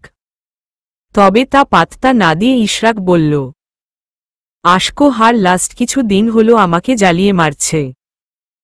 তবে আমিও কি কম? বলেছি নো টেনশন, ডু ফুর্তি। Result negative. হতভম্ব হয়ে গেল ইশতিয়াক। মানে? দীপা জানে না? এখন জানাইনি, তবে সময় মতো জানাবো। ওর যে ছিচকাদুনি স্বভাব। রেজাল্ট পজিটিভ এসেছে শুনে এই কদিনে কেঁদে কেটে সাগর বানিয়ে ফেলত। এমনিতেই আমাদের দেশে যে ঘনবসতি, তাতে সাগর মহাসাগর বানিয়ে মানুষকে গৃহহারা করতে চায় না। ধমকে উঠল ইশতিয়াক। তোর মাথায় সমস্যা আছে ইশরাক। ছোট মা ওদিকে কেঁদে কেটে অস্থির। দীপার সাথে তোর বিয়ে কখনোই দেবেন না তিনি, তখন মেয়েটার কি হবে তা নিয়ে ভেবেছিস? এমনতেই ওদের পরিবার দুটিকে নিয়ে টেনশনে আছে। এর ভেতর দীপার এসব কথা জানতে পারলে উনাদের কি অবস্থা হবে তা ভেবেছিস? তুই একটু ভেবে কাজ কেন করিস না ইশরাক? যা করেছি চিন্তাভাবনা করেই করেছি, আবেগের বসে কিছু করিনি। তাছাড়া মা কি ভাবছে না ভাবছে তা দিয়ে কি হবে? আমি দীপাকে নিয়ে কি ভাবছি সেটাই কি প্রধান হওয়া উচিত না? সেই মুহূর্তেই ঘরে ঢুকলেন শিপু চৌধুরী এবং ইকবাল চৌধুরী। বিছানার এক কোনায় বসে হালকা কেশে ইকবাল চৌধুরী বললেন, যা করেছ তা 5 কান হবার আগেই মেয়েটাকে বিয়ে করে নিয়ে এসো। ইশতিয়াকের দিকে একবার তাকালো ইশরাক। তারপর গম্ভীর মুখে বলল, হবে না, তবে ব্যাপারটা আমাকে হ্যান্ডেল করতে দেবে। এতে তোমার বা ভাইয়ার হেল্প আমি চাইছি না। ঠিক আছে, যা করার করো। তবে এই শেষ। এই সমস্ত বাজে কাজ আমি আর মেনে নিব না। একজনের বউ উধাও, সে তার বিরহে এক পা কবরে দিয়ে বসে আছে। বিয়ে করবে না মানে করবেই না। আরেকজন তো বিয়ের আগেই। ফুপিয়ে কেঁদে উঠলেন শিপু চৌধুরী। ওকে কেন বলছো? ওই মেয়েই দেখো গিয়ে আমার ছেলেটার মাথা খেয়েছে। হ্যাঁ, তোমার ছেলে তো দুগ্ধপোষ্য শিশু। তুমি চুপ করো। যাও, ঘরে যাও। স্ত্রীর ধমক খেয়ে ইকবাল চৌধুরী নিজের ঘরের উদ্দেশ্যে বেরিয়ে যেতেই ইশরাকের দিকে তাকালেন শিপু চৌধুরী। এটা মানলাম এটা। তবে আমার বংশের প্রদীপের নাক যদি মেয়েটার মতো বোচা হয়, তখন খুব করে প্রেমের স্বাদ মেটাবো আমি। কি ক্যালাচ্ছিস কেন? দে, ওর সাথে একটু কল লাগিয়ে দে, কথা বলি। রেজাউলের করিমের সাথে বৈঠকের পর শারজিমের কাছে পৌঁছানোর কোনো রাস্তা না পেয়ে একদিন সময় নিল রোদমিলা। ইশতিয়াকের সাথে কথা বলে কেস সম্পর্কে আরও কিছু বিস্তারিত জেনে তা স্টাডি করল। তারপর আবারও গেল পল্টন থানায়। বেশ কাঠখড় পুড়িয়ে রেজাউল করিমের কাছ থেকে সংগ্রহ করল শারজিমের পুরাতন সিমের কল রেকর্ড। এবং সে অনুযায়ী সেদিন বিকেলের অ্যাপয়েন্টমেন্ট নিয়ে রাখল সাইকিয়াট্রিস্ট ডাক্তার আজিজুর রহমানের কাছে। আমি আমার প্রাক্তনকে ভুলতে চাই, প্রাক্তনের কারণে আমি মন দিয়ে সংসার করতে পারছি না। আমার বারে বারে তার কথা মনে পড়ছে। আমার স্বামী কাছে এলেই মনে হচ্ছে সে নয়, বরং ও এসেছে। উফ, ভাবতেই আমার পাগল পাগল লাগে। রোদমিলার কথায় ভ্রু কোচকালেন আজিজ সাহেব। Serious case. বলতে পারেন আমি কিভাবে আমার প্রাক্তনকে ভুলব? আমি আর এসব মেনে নিতে পারছি না। প্রথমে আপনি রিল্যাক্স হন, এতটা ছটফটিয়ে উঠলে আমাদের কমিউনিকেশনে সমস্যা হবে। কপালের ভাঁজ স্বাভাবিক করল রোদমিলা। ঘন ঘন কিছু নিঃশ্বাস ফেলে বলল, সরি। ঠিক আছে, তবে আমার কি মনে হয় জানেন? আপনি উনাকে ভুলতে চাইছেন না। আপনার তা কেন মনে হল? কারণ আপনি চেষ্টাই করছেন না। অন্তত আপনার চোখ দুটো আমাকে সেটাই বলছে। হতাশার আভাস মুখে ফুটিয়ে রোদমিলা বলল, আপনি ঠিক বলেছেন জানেন। ও আমায় বলেছিল আমাদের একটি ছেলে হবে। ঠিক ওর মতোই নাদুস নাম রাখব শারজিম। আচ্ছা, শারজিম নামটা কেমন? ভ্রু কুঁচকে ফেললেন আজিজ সাহেব। মুখে বললেন, ভালো। আমিও বলেছিলাম তোমার পছন্দ ভালো। নামটা আমার বেশ পছন্দ হয়েছে। আচ্ছা আজিজ সাহেব, শারজিম নামের ছেলেরা কেমন হয় বলতে পারবেন? মানে? আজিজ সাহেবের উদ্বিগ্নতা উপেক্ষা করেই রোদমিলা সহজ গলায় বলল, আপনার চেনাজানার মাঝে এই নামের কেউ নেই? থাকলে জানা যেত। কি জানা যেত? সে মানুষ হিসেবে কেমন? তাহলে আমাদের ছেলেটার নাম রাখাও সফল হতো। কি হতো না? হালকা কেশে নিজেকে সামলে নিলেন আজিজ সাহেব। কণ্ঠে গাম্ভীর্য প্রবেশ করিয়ে বলল, প্রথমত শারজিম নামের একজন ভালো মানুষ পৃথিবীতে আছে বলে যে সেই নামে খারাপ মানুষ নেই তেমন নয়। আর দ্বিতীয়ত আমরা শারজিম নামটি নিয়ে কথাই বা কেন বলছি? যে আপনাকে নামটি বলেছিল সে তো এখন আপনার প্রাক্তন। কেন? চাইলে প্রাক্তনের বাচ্চার মা হওয়া যায় না বুঝি? চোখমুখে স্পষ্ট অস্বস্তি ফুটল আজিজ সাহেবের। কথা ঘোরাতে তিনি বললেন, আপনাকে প্রচুর বিধ্বস্ত লাগছে, আমি একটা ঘুমের ঔষধ লিখে দিচ্ছি। রিল্যাক্স হয়ে ঘুমটা ক্লিয়ার করুন। তারপর পরশু অ্যাপয়েন্টমেন্ট নিয়ে চলে আসবেন। আমরা পরশু কথা বলবো আপনার সমস্যা নিয়ে। পরশুর জন্য কি আলাদাভাবে পেমেন্ট করতে হবে? একদণ্ড ভেবে থেকে আজিজ সাহেব বললেন, না, আমি আপনার নাম আকিজকে বলে দিব। আকিজ? নামটায় কোথাও সমস্যা মনে হচ্ছে। আচ্ছা, আকিজ লোকটি কেমন? ভালো। তবে কি আমাদের বাচ্চার নাম আকিজ রাখব? রাখতে পারেন। যাই হোক, আজ আপনি উঠুন। আমার আবার পেশেন্ট অ্যাটেন্ড করে দ্রুত বাসায় ফিরতে হবে। আজিজ সাহেবের কথা কানে নিল না রোদমিলা। ধীর গলায় সে বলল, না, আকিজ নয়, শারজিম, এটাই ভালো। কি বলেন? শারজিমই ভালো নয়? বিরক্ত হলেন আজিজ সাহেব। হ্যাঁ ভালো, আপনি প্লিজ আজ উঠুন। না, শারজিম রাখব না। শারজিম নামের লোকেরা বাজে হয়। তাদের ইভটিজিং কেস, কিডন্যাপ কেসের সাথে সংযোগ থাকলেও থাকতে পারে। রুমের চারপাশটায় চোখ বুলিয়ে খানিকটা এগিয়ে বসলেন আজিজ সাহেব। শান্ত সুরে বললেন, আপনাকে কে পাঠিয়েছে? টেবিলের উপরে রাখা পেপার ওয়েট উঠিয়ে হাতে নিল রোদমিলা। তারপর চেয়ারে আরাম করে বসে তা ঘোরাতে ঘোরাতে বলল, শারজিম কোথায়? সেটা আমি জানি না। শারজিমের সিমের কল রেকর্ড অনুযায়ী আপনাদের মাঝে কথা হতো। তবে এখন হয় না। কেন হয় না? আপনার পরিচয়টা? রোদমিলা বাংলাদেশ গোয়েন্দা সংস্থার একজন সদস্য। নিন, এবার শুরু করুন। আবারও কেসে উঠলেন আজিজ সাহেব। শারজিম আমার পেশেন্ট ছিল। ওর প্রাক্তন স্ত্রী চলে যাবার পর ও যখন মেন্টালি উইক হয়ে পড়েছিল তখনই ওর সাথে আমার পরিচয়। ডক্টর থেকে কিডন্যাপিং প্ল্যানার? আপনার কোথাও ভুল হচ্ছে। আমি যদি শারজিমের সাথে বাজে কাজে জড়িতই থাকতাম তবে আমি এত সহজেই আপনার কাছে ধরা দিতাম না। আমি তো বলতেই পারতাম কে শারজিম। আমি উনাকে চিনি না। তারও কিন্তু কোনো অবকাশ নেই। প্রমাণ আমাদের সামনেই। প্রমাণ যেটাই থাকুক, আমার সাথে শারজিমের কথা হয়েছিল প্রায় 3 মাস আগে। তারপর ও আমায় আর কল করেনি।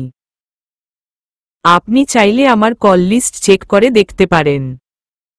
ওকে, তা ওই 3 মাস আগে আপনাদের মাঝে কি কথা হয়েছিল? ওর ব্যাপারেই। মেন্টালি উইক হয়ে পড়েছিল ও। আর আপনাকে তাই ঘন ঘন ফোন করত, আর আপনিও হাজার ব্যস্ততার মাঝেও তা অ্যাটেন্ড করতেন, ঘন্টার পর ঘন্টা কথা বলতেন। অবশ্যই বলতাম। আমি একজন ডক্টর হলেও আমার প্রতিটি পেশেন্ট আমার কাছে আমার বাচ্চার সমতুল্য। নড়েচড়ে বসল রোদমিলা। Good, great. তো এবার বলুন, শারজিমের সাথে আপাতত কোনো সিম ব্যবহার করে যোগাযোগ করছেন? আমি বললাম তো, ওর সাথে আমার যোগাযোগ নেই। আপনার সন্তানের মতো একজন পেশেন্ট হঠাৎ করে হারিয়ে গেল আর আপনি তার খোঁজও করলেন না? আপনার নিজের সন্তান হলেও কি আপনি খোঁজ নিতেন না? আজিজ সাহেব, এই বৈষম্যটা অন্তত করবেন না। লম্বা একটি নিঃশ্বাস ফেললেন আজিজ সাহেব। ক্ষীণ স্বরে বললেন, আমি বেশ কিছুদিন ওকে ফোনে ট্রাই করার পর না পেয়ে সবকিছু ভুলে গেলেন? ওর বাসা? নাকি ওর বাসায়ও গিয়েছিলেন? না। কেন? সেখানে তো একবার খোঁজ নিতে পারতেন। এখন বলবেন না ঠিকানা নেই। কারণ আপনার পেশেন্ট লিস্টে আমি নিজেই আমার 14 পুরুষের ঠিকানা দিয়ে তারপরই আপনার শরণাপন্ন হতে পেরেছি। নীরব হয়ে পড়লেন আজিজ সাহেব। তাকে বলার জন্য একদণ্ড সময় দিয়ে রোদমিলা বলল, আপনি বলবেন? নাকি সার্চ ওয়ারেন্ট এনে আপনার বাসা এবং অফিস তছনছ করা হবে? আপনার ইচ্ছা। বাহ, আপনার এই স্পিরিট আমার পছন্দ হয়েছে। উঠে দাঁড়ালো রোদমিলা। ভ্যানিটি ব্যাগ কাঁধে ঝুলিয়ে আজিজ সাহেবের দিকে তাকিয়ে বলল, আসছি, তবে এটুকু মাথায় রাখবেন শারজিমের সাথে আপনার সম্পৃক্ততা পেলে আপনার জন্য ভালো হবে না। মৃদু হাসলেন আজিজ সাহেব। থোড়াই আমার কিছু আসে যায়। By the way, great to see you. Me too, hopefully see you soon. রাত অনেক হয়ে এসেছে। তারারা ধীরে ধীরে ছড়িয়ে পড়েছে আকাশের বুক চিরে। অন্ধকার আকাশ জুড়ে তাদের আনাগোনা দেখে বুক চিরে বেরিয়ে আসা দীর্ঘশ্বাস ফেলল শারজিম। কান থেকে ফোন নামিয়ে ধীর পায়ে ঢুকল ঘরে। ওপাশ থেকে ঘরের আলো জ্বলতেই নড়েচড়ে উঠল দুতি। আতঙ্কিত চোখে শারজিমের দিকে তাকাতেই মৃদু হাসল সে। আমি ভয় নেই। দুতির চোখের নিচটা কালচে হয়ে এসেছে। চোয়াল ভেঙে গালের মাঝটায় গর্ত হয়ে পড়েছে। পুরো মুখে আঁচড়ের দাগ দিয়ে ঢেকে পড়েছে তার জ্বলজ্বলে মুখের উজ্জ্বলতা। তবে তাতে সামান্য উদ্বিগ্ন নয় শারজিম। দুতিই তার কাছে সব। দুতির সৌন্দর্য নয়, একদম নয়। সৌন্দর্যর প্রেমে যে পাগল হয় সে কখনোই ভালোবাসতে জানে না।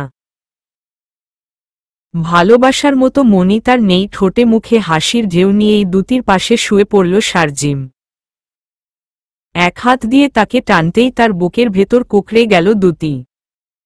আজ দিন কেমন কাটল? খুব ভালো। তা কি কি করলে? দুতির মাথায় আলতো করে চুমু দিল শারজিম। তারপর একদণ্ড নীরব থেকে আবারও বলল, আজ তোমার রান্না খিচুড়িতে হলুদ একটু বেশিই হয়েছিল। কি? না না, খেতে মজাই হয়েছিল। একদম না। আমি কি কিছু বলেছি? ওরে, আমার জানটা রাগ করেছে। রাগ ভাঙাবো? দুতির পিঠে হাত দিল শারজিম। টি শার্ট উঠিয়ে গতরাতে ব্লেড দিয়ে কুচি কুচি করে ক্ষতবিক্ষত করা বুকে চাপ দিতেই কেঁদে উঠল দুতি। পুরো শরীর জড়ো করে ফ্যানের দিকে তাকিয়ে বিড়বিড়িয়ে ডাকতে লাগল বাবাকে। শেষ কবে আপনার সাথে আপনার ছেলের কথা হয়েছিল? মাস 3 আগে। তারপর আর সে নিজে থেকে আপনাকে কল দেয়নি? না। আপনার কি মনে হয় দুতি আপনার ছেলেকে ভালোবাসত? সে নিজের ইচ্ছেতেই তার সাথে আছে? জানি না, তবে জোর করে আর কতদিন আটকে রাখা যায় বলুন? তাছাড়া নারীর মন শরীরের জোরে হলেও পুরুষের কাছে একদিন না একদিন ঠিকই ধরা দিয়ে দেয়। ভ্রু কোচকালো রোদমিলা। মহিমা বেগমের দিকে তীক্ষ্ণ দৃষ্টিতে তাকিয়ে বলল, আপনার এমন কেন মনে হল? আপনি আপনার প্রেমিকের কাছে নিজেকে আত্মসমর্পণ করেছিলেন বলে? চোখে মুখে একরাশ অস্বস্তি ফুটিয়ে মহিমা বেগম বললেন, আপনি বেশি ব্যক্তিগত হয়ে যাচ্ছেন। সরি, তবে মেয়েদের নিয়ে আপনার পয়েন্ট অফ ভিউটি আমার পছন্দ হয়নি। তাছাড়া দুতি যদি এমন মেয়েই হতো তবে শারজিমকে না বিয়ে করেই ও ঢাকায় আরেকটি সংসার সাজাতে পারত, যা ঢাকায় পড়তে আসা অহরহ মেয়ে করছেও। তবে কথা সেখানে নয়, কথা হলো আপনার ছেলে একজন মানসিক বিকারগ্রস্ত। তাকে আগলে না রেখে বাজে কাজে উৎসাহিত করা ভুল ছিল। নীরব হয়ে পড়লেন মহিমা বেগম। বুকের ভেতরের ছটফটানি ক্রমশ বৃদ্ধি পাচ্ছে তার। এই কনকনে শীতের মাঝেও মাথা ঘেমে ঘেমে উঠছে কখন শেষ হবে এই প্রশ্নোত্তরের পালা। আপনার ছেলেকে আপনি ছাড় না দিয়ে তাকে নিজের সীমানা প্রাচীর বাঁধিয়ে দিল। উনি অন্তত একজন মেয়ের জীবন নিয়ে এভাবে খেলতে পারত না। এই অবস্থায় আমি তো বলতেই পারি আপনার দেয়া শিক্ষাদীক্ষায় যথেষ্ট ঘাটতি ছিল। বলতে পারেন আমার অতীতটা জানার পরও এমন অসামাজিক হয়ে পড়েছিল যে আর কখনোই সামাজিক করে তুলতে পারিনি। আর তাই নিজের দোষ ঢাকতে আজ নীরবে বসে রয়েছেন। আপনারও তো একটি মেয়ে রয়েছে। আজ যেসব দুতির সাথে হচ্ছে তা যদি আপনার মেয়ের সাথে হতো আপনি এভাবে চুপচাপ বসে থাকতে পারতেন? বুক চিরে বেরিয়ে আসা দীর্ঘশ্বাস গোপন করে মহিমা বেগম বললেন, আমি আমার সাধ্যমতো করেছি। সাধ্যমতো করেননি। আপনার কারণে আজ আপনার ছেলে এসব বাজে কাজ করে বেড়ানোর মতো সাহস পাচ্ছে। কেন মারেননি ছেলের গালে দুচর? কেন শাসন করেননি? আর কেনই বা নিজেদের পাওয়ারের বলে ছেলের প্রাপ্ত শাস্তি ভুগতে না দিয়ে জেল থেকে বের করে এনেছেন? অন্যের মেয়েকে দিয়ে ব্যবসা করে উপরে উঠার শখ নিজের মেয়ে দিয়েও তো মেটাতে পারতেন। পারতেন না? রোদমিলার ঝাঁঝালো কথা শুনে মহিমা বেগম খানিকটা সময় নিলেন নিজেকে সামলানোর। তারপর গলার জোর খানিকটা বাড়িয়ে বললেন, দুতির সাথে যাই ঘটুক না কেন তা আমার অজানা ছিল। অজানা ছিল? নাকি জানারই চেষ্টা করেননি? আপনি ভুলে যাচ্ছেন দুতিকে শারজিমের কাছ থেকে আমিই মুক্ত করে দিয়েছিলাম। তবে কেন এত বছর পর মেয়েটিকে তার সংসার থেকে বের করে এনে নিজের ছেলের হাতে স্বার্থপরের মতো তুলে দিলেন? আমি তুলে দেইনি। আপনি মিথ্যা অভিযোগ আমার উপর লাগাবেন না। তাছাড়া এই অসময়ে বাড়ি বয়ে এসে আমাকে অপমান করার অধিকারও আপনার নেই। সময় অসময় জানি না, তবে আপনার সাথে আপনার ছেলের কথা হলে অন্তত মানবিকতার খাতিরে উচিত বিষয়টি আমাদের জানানো। আমি কথা দিচ্ছি এতে আপনার ছেলের শাস্তির পরিমাণ কমিয়ে আনব। সোফা ছেড়ে উঠে দাঁড়ালেন মহিমা বেগম। বিরক্তের সাথে বললেন, আপনার প্রশ্ন শেষ? আপাতত শেষ। হাসান সাহেবকে চিনবেন হয়তো? তারই কাছে যাব এখন। যে বাজে কাজগুলো উনি করেছেন তা উনার পাওয়ারের জোরে উনি ঢেকে রাখলেও ধরুন ঠোলের বিড়াল বের করতে আর দুদণ্ড বাকি। উঠে পড়ল রোদমিলাও। সৌজন্য সূচক মৃদু হেসে সদর দরজার দিকে এগুতেই মহিমা বেগম পা বাড়ালেন নিজের ঘরের দিকে। ঘাড়টা প্রচুর টেসে টেসে আসছে। প্রেশারটা বেড়েছে বোধ হয়। শুনুন। মেয়েলি কণ্ঠস্বর শুনে দুই সিঁড়ি নেমেই থেমে দাঁড়াল রোদমিলা।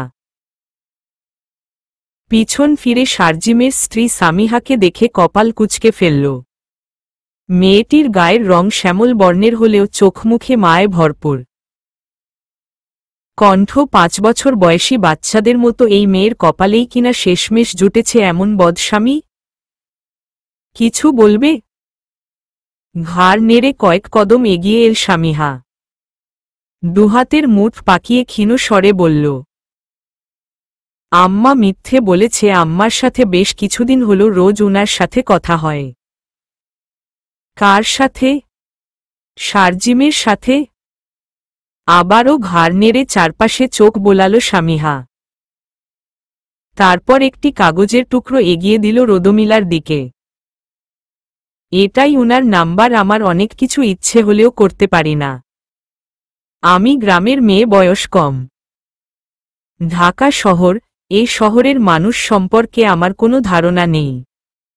তবে এটুকু আমি বুঝি উনার শাস্তি হওয়া উচিত।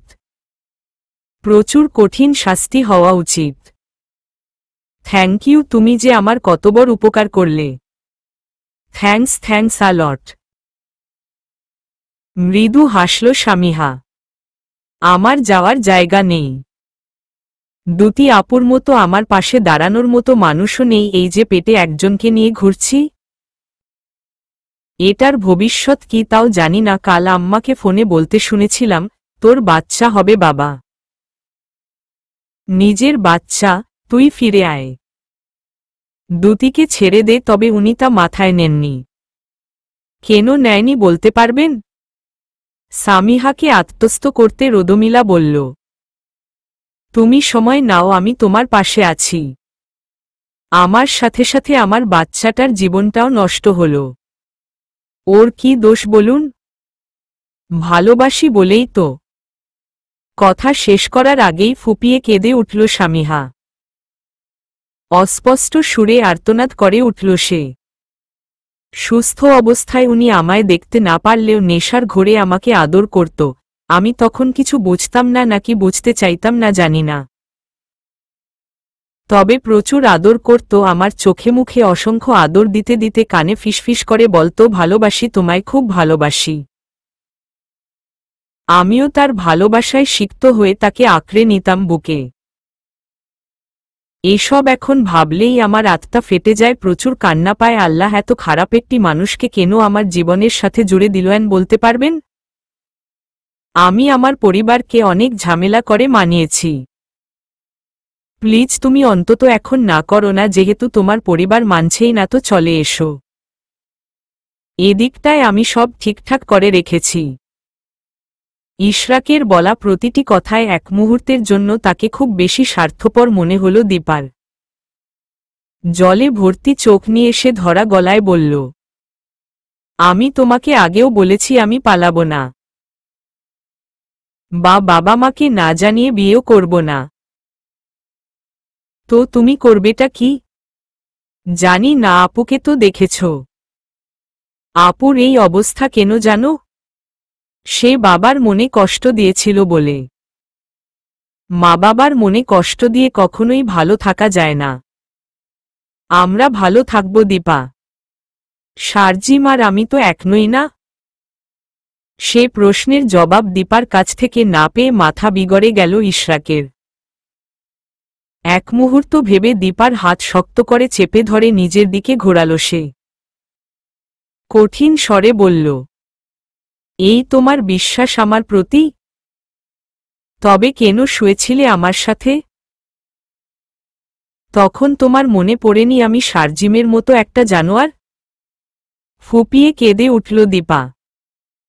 আমি যা করেছি তোমাকে ভালোবেসেই করেছিলাম, অথচ তুমি আজ তা নিয়েই আমায় কথা শোনাচ্ছ। তো আজও ভালোবেসে চলে এসো, আমার পরিবারের দিক থেকে তো কোনো সমস্যা নেই। বিয়েটা আমরা করে ফেলি, আমরা ভালো থাকব। বাবা কষ্ট পাবে, কষ্ট যেন না পায় তার জন্য তো চেষ্টা করলাম না। তবে উনি না মানলে আমি এখন কি করব? জানি না, তুমি কিছু করো। লম্বা একটি দম ছেড়ে দীপার হাত ছেড়ে দিল ইশরাক। গম্ভীর গলায় বলল, তবে তোমার বাবাকে সবটা জানিয়ে দেই, মায়ের সাথে খাটানো টেকনিকটাই উনার সাথে অ্যাপ্লাই করি, এতে উনার অমত থাকলেও কিছুই করার থাকবে না। বুকের ভেতরটা কেঁপে উঠল দীপার। ঢোক চেপে ইশরাকের ফ্যাকাশে মুখের দিকে তাকাল সে। তোমার পায়ে পড়ি, তুমি এই কাজটা করো না। আমার বাবা মরে যাবে এই কথা শুনলে। কি করবে ভেবে উঠতে পারল না ইশরাক। দীপার কথাও ফেলনা নয়, তবে কোনোভাবেই যে মানছেন না আলাউদ্দিন খন্দকার। তাদের পরিবারের সাথে আর কোনো সম্পর্কে নিজেদের জড়াবেন না, এটিই তার প্রথম এবং শেষ কথা। ওদিকে দীপাকে রিপোর্টের কথা জানানোর পর থেকে কেঁদেই যাচ্ছে সে। এমন পরিস্থিতিতে এসে আর কী বা করার আছে তার? মাথার ভেতরটায় হালকা ব্যথা অনুভব হওয়াতে চোখ বুজল ইশরাক।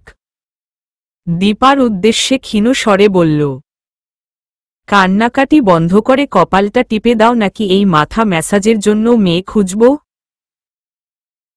ঠোঁট বাঁকিয়ে ইশরাকের কপালে হাত দিতেই ফোন বেজে উঠল দীপার। এক হাতে ব্যাগের চেইন খুলে স্ক্রিনে রুনার নাম দেখে কল ধরতেই ওপাশ থেকে ভেসে এল অদ্ভুত এক আর্তনাদের সুর। তুই এটা কি করলি দীপা? তুই একবারও আমাদের কথা ভাবলি না? এখন আমরা কিভাবে থাকব?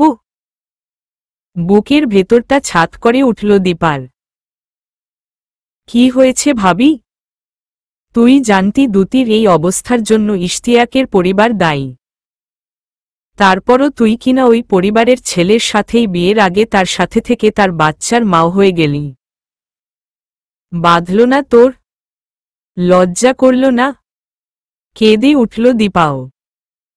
ভুল করে ফেলেছি ভাবি। অনেক বড় ভুল করে ফেলেছিস দীপা। ইশরাকের মা বাবাকে কল করে সবটা জানানোর পর থেকেই বাবা অস্থির হয়ে পড়েছিল। আমি বাবার জন্য পানি আনতে গিয়েছিলাম, কিন্তু সেই পানি আর বাবা খেতে পারল না দীপা। আধা পাকা টিনসেট বাড়িটি আজ মানুষে ভরপুর। আশেপাশের পাড়া প্রতিবেশী একবার মৃত ব্যক্তিকে দেখার আশায় ভিড় জমিয়েছে সেখানে। সকলের মুখেই এক কথা, লোকটি মানুষ ভালো ছিল, নামাজ কালাম পড়েছে খুব।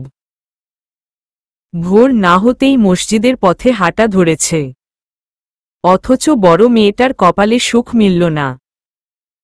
তাদের আহাজারিতে ক্ষণে ক্ষণে আরও ভেঙে পড়ছেন দিলরুবা খন্দকার। কাঁদতে কাঁদতে চোখের পানি তার শুকিয়ে আসছে। স্বামীকে হারিয়ে সে পাগল প্রায়। বারে বারে মাথা ঠুকছেন দেয়ালে, মুখে আওড়াচ্ছেন নানান স্মৃতিকথা। এরই মাঝে দীপা তার সামনে এসে দাঁড়াতেই মাথা বিগড়ে গেল তার। কান্না বিজড়িত গলায় চেঁচিয়ে উঠলেন তিনি, তুই এলি কেন? বের হ, বেরিয়ে যা বলছি, বের হ। হাঁটু গেড়ে বসে মাকে গভীরভাবে জড়িয়ে ধরল দীপা। ঝাপসা দৃষ্টিতে মায়ের বুকে মাথা নোয়াতেই তাকে ধাক্কা দিয়ে দূরে সরিয়ে দিলেন দিলরুবা খন্দকার। খবরদার, তুই আসবি না আমার কাছে, বুকটা ঝাঁঝরা করে দিছস তুই আমার। এত কষ্ট আমাকে কেন দিলই তুই? ভুল করে ফেলছি মা, আর হবে না। আরও কর ভুল, আরও কর, তবুও তোর এই অপবিত্র শরীর নিয়ে আমাকে ছুবি না। দিশেহারা হয়ে মায়ের পা আঁকড়ে ধরল দীপা। তবে তা আমলে নিলেন না দিলরুবা খন্দকার। বোনের খবর নাই, বাড়ির কি দুরবস্থা, এর মাঝে তুই কেমনে এই কাজটা করলি? বাঁধল না তোর? লজ্জা থাকলে বেরিয়ে যাই এই বাড়ি থেকে, উফরে আল্লাহ, এ কেমন মেয়ে জন্ম দিয়েছিলাম আমি? সারাটা জীবন যাদের নষ্টামি দেখে দেখেই পার করতে হচ্ছে আমার। ও মা, মাফ করে দাও না, আসিস না আমার কাছে তুই, আমার শরীর জ্বলে যাচ্ছে। সর, যা ওই হারামজাদার সাথে, যার সাথে ঢলারলি করে বাচ্চা পেটে নিয়ে ঘুরছিস। তোর মতো মেয়ের আমার বাড়িতে কোনো জায়গা নেই, বেরিয়ে যা তুই। মাগো, তোমার পায়ে পড়ি, আমাকে এভাবে বলো না। চোখজোড়া বুজে ফেললেন দিলরুবা খন্দকার। ক্রন্দনরত গলায় ডেকে উঠল ইশতিয়াককে। ইশতিয়াক, ওরে আমার চোখের সামনে থেকে নিয়ে যাও, এই কুলাঙ্গার মেয়ের ছায়াও আমি দেখতে চাই না। আহারে, এই মৃত্যু উনার কপালে লেখা ছিল? দুইটা মেয়ের জন্য জীবনেও সুখ পাইল না, লোকটা কেমনই যে করতেছিল। বারবার আমারে বলতেছিল, ও দিলরুবা, আমার বুকের ভেতরটা জয়লা যাচ্ছে, গলা শুকাই আসতেছে, একটু পানি দাও, আত্মা ফাইটা যাইতেছে আমার, উফরে। আমার হাত ধরে কয়, আমার আত্মার মেয়েটার খোঁজ পাইলে ওকে তুমি নিজের কাছে রাইখো, আমি বলি সব করব, আগে তুমি শান্ত হও। সে বলে আমার মেয়ের জীবনটা আমার জন্য নষ্ট হয়ে গেল রে। বাবা, ভুল করে ফেলছি আমি। ও মা, ভুল হয়ে গেছে। দীপার আহাজারি কানে পৌঁছাল না দিলরুবা খন্দকারের। তিনি নিজের মতো বুলি আওড়াতে থাকলেন একের পর এক। তুই যা, তুই সর, সর, নয়তো এখনই নিজের শরীরে নিজে আগুন দিব, এই কষ্ট আর আমি নিতে পারতেছি না। উফরে, আত্মাটা আমার ফাইটা যাইতেছে। পায়ে পড়ি মা, মাফ করে দাও, আমি বুঝি নাই, আমি না বুঝে করে ফেলছি মা, আমাকে মাফ করো। দিদারের ইশারায় দিলরুবা খন্দকারের পাশ থেকে দীপাকে উঠালো ইশতিয়াক। নিজেকে অবলম্বন করে দাঁড় করিয়ে তাকে আশ্বস্ত করতে মাথায় হাত বুলিয়ে বলল, এখন পাগলামি করো না, আম্মাকে শান্ত হতে দাও। কথা বলবো আমি নিজে। আমি এসব কেন করলাম দুলাভাই? আমার জন্য বাবা। এভাবে নিজেকে দোষ দিও না, কিচ্ছু হয়নি, সব ঠিক হয়ে যাবে, চলো আমার সাথে। অশ্রু বিক্ষুব্ধ চোখে ইশতিয়াকের দিকে তাকালো দীপা। তবে সে দৃষ্টি উপেক্ষা করেই তাকে ধরে বাইরে নিয়ে এল ইশতিয়াক। উঠানে রাখা হয়েছে আলাউদ্দিন খন্দকারের লাশ। সাদা ধবধবে কাফনের কাপড় গায়ে মুড়িয়ে নিশ্চিন্তায় চিরশান্তির নিদ্রায় নিদ্রিত রয়েছেন তিনি। তার নির্জীব দেহের দিকে খানিকক্ষণ ঝাপসা দৃষ্টিতে তাকিয়ে থাকার পর খাটিয়ার পাশেই বসে পড়ল দীপা। মুখ এগিয়ে বাবার মুখে চুমুতে ভরিয়ে দিল সে। মাফ করে দাও ও বাবা, আমায় মাফ করে দাও, আমায় মাফ করে দাও। দিদার বা দোদুল কেউই চাইছে না দীপাকে তাদের বাড়িতে রাখতে। আলাউদ্দিন খন্দকারের মৃত্যুর খবর পেয়ে ইশতিয়াক এ বাড়িতে আসামাত্রই দুজনে কপাল কুঁচকে বিরক্তের সাথে তাকে বলেছে দীপাকে নিয়ে যাবার কথা। ওর দায়দায়িত্ব নিতে আর রাজি নয় তারা। এমন পরিস্থিতিতে ঠিক কি করবে ভেবে উঠতে খানিকটা সময় লাগলেও সিদ্ধান্ত নিয়ে ফেলেছিল ইশতিয়াক। তাই আর দেরি না করে দীপার হাত ছেড়ে গেট খুলে বাইরে বেরিয়ে এল সে। আশেপাশে চোখ বুলিয়ে ইশরাককে খুঁজতেই মোড়ের একটি দোকানে তাকে দেখে সেদিকে এগিয়ে গেল। তুই দীপাকে নিয়ে বাসায় যা, আমি জানাজা সেরে আসছি। ভাইয়ের কথায় অবাক হল ইশরাক। ক্ষীণ স্বরে বলল, ওকে নিয়ে এখন বাসায় যাওয়াটা কি ঠিক হবে? জানি না, তবে ওর ভাইয়েরাই চাচ্ছে না ও এখানে থাকুক। আর প্রশ্ন বাড়াল না ইশরাক। ইশতিয়াকের অনুমতি পেয়ে মাথা নিচু করে বাড়ির ভেতরটায় ঢুকতেই তার সামনে ভেসে উঠল হৃদয় বিদারক দৃশ্য। এই পৃথিবীর সকল অপ্রিয়কর দৃশ্যের মাঝে একটি দৃশ্য, যে প্রিয়জন হারিয়ে কষ্টে পাগল হবার দৃশ্য। পিচঢালা রাস্তার দিকে খানিকক্ষণ থম ধরে দাঁড়িয়ে থাকার পর রিকশায় উঠে বসল দীপা। বুকের বামপাশটায় তার প্রচুর ব্যথা হচ্ছে। শীতের তীব্রতায় হাত পা জমে আসছে। বাবা মায়ের ভালোবাসা কি এতটাই ঠুনকো হয়ে পড়েছিল যে সে তাদের কথা একটিবারও না ভেবে এত বড় ভুল করে বসল? এই ভুলের অনুশোচনা নিয়ে পথ চলতে পারবে তো সে? পেটে হাত রেখে দীর্ঘশ্বাস ছাড়ল দীপা। তাকালো ইশরাকের দিকে। চাতকের মতো সে তাকিয়ে রয়েছে ফুটপাতের দিকে। মাথা তার এতটাই নিচু হয়ে পড়েছে যেভাবে নুয়ে পড়ে পাপের বোঝা মাথায় নিয়ে চলা পাপীদের মাথা। দীপাকে নিয়ে বড় বড় পা ফেলে ইশরাককে নিজের ঘরে ঢুকতে দেখেই বুকের ভেতরের কাঁপন বেড়ে গেল শিপু চৌধুরীর। খানিকক্ষণ ডাইনিংয়ে পায়চারি করে ইশরাকের ঘরে যাবার সিদ্ধান্ত নিয়ে সেদিকে এগুলেন তিনি। দরজায় নক করে ভেতরে ঢুকে গম্ভীর গলায় বললেন, মেয়েটাকে এই অবস্থায় এখানে কেন এনেছিস? তুমি কেন ওর বাবাকে কল করেছিলে? তো উনি না মানলে উনাকে মানানো তো আমারই কাজ, তাই না? না, তোমার কাজ নয়। প্রথমেই আমি তোমাদের বলেছিলাম বিষয়টি আমি আমার মতো হ্যান্ডেল করব, তারপরও কেন তুমি ওর বাবাকে কল করে এসব বলতে গেলে? আমি তো তোদের ভালো বুঝেই। শিপু চৌধুরীকে কথার মাঝেই থামিয়ে দিল ইশরাক। গায়ের শার্ট খুলতে খুলতে সে বলল, ভালো খারাপ তোমার বুঝতে হবে না, যা করেছ তার পরিণাম তোমার সামনে। এমন কথা তুমি মুখ দিয়ে কেন বের করো যা অন্যের জান নিয়ে নিতে বাধ্য করে? হতবিহ্বল হয়ে পড়লেন শিপু চৌধুরী। আমার জন্য ওর বাবা মরেছে বলে তোর মনে হয়? তুই এই কথা বলতে পারলি? ঠিক সে সময়ই ইশরাকের ঘরে এলেন লিলি বেগম।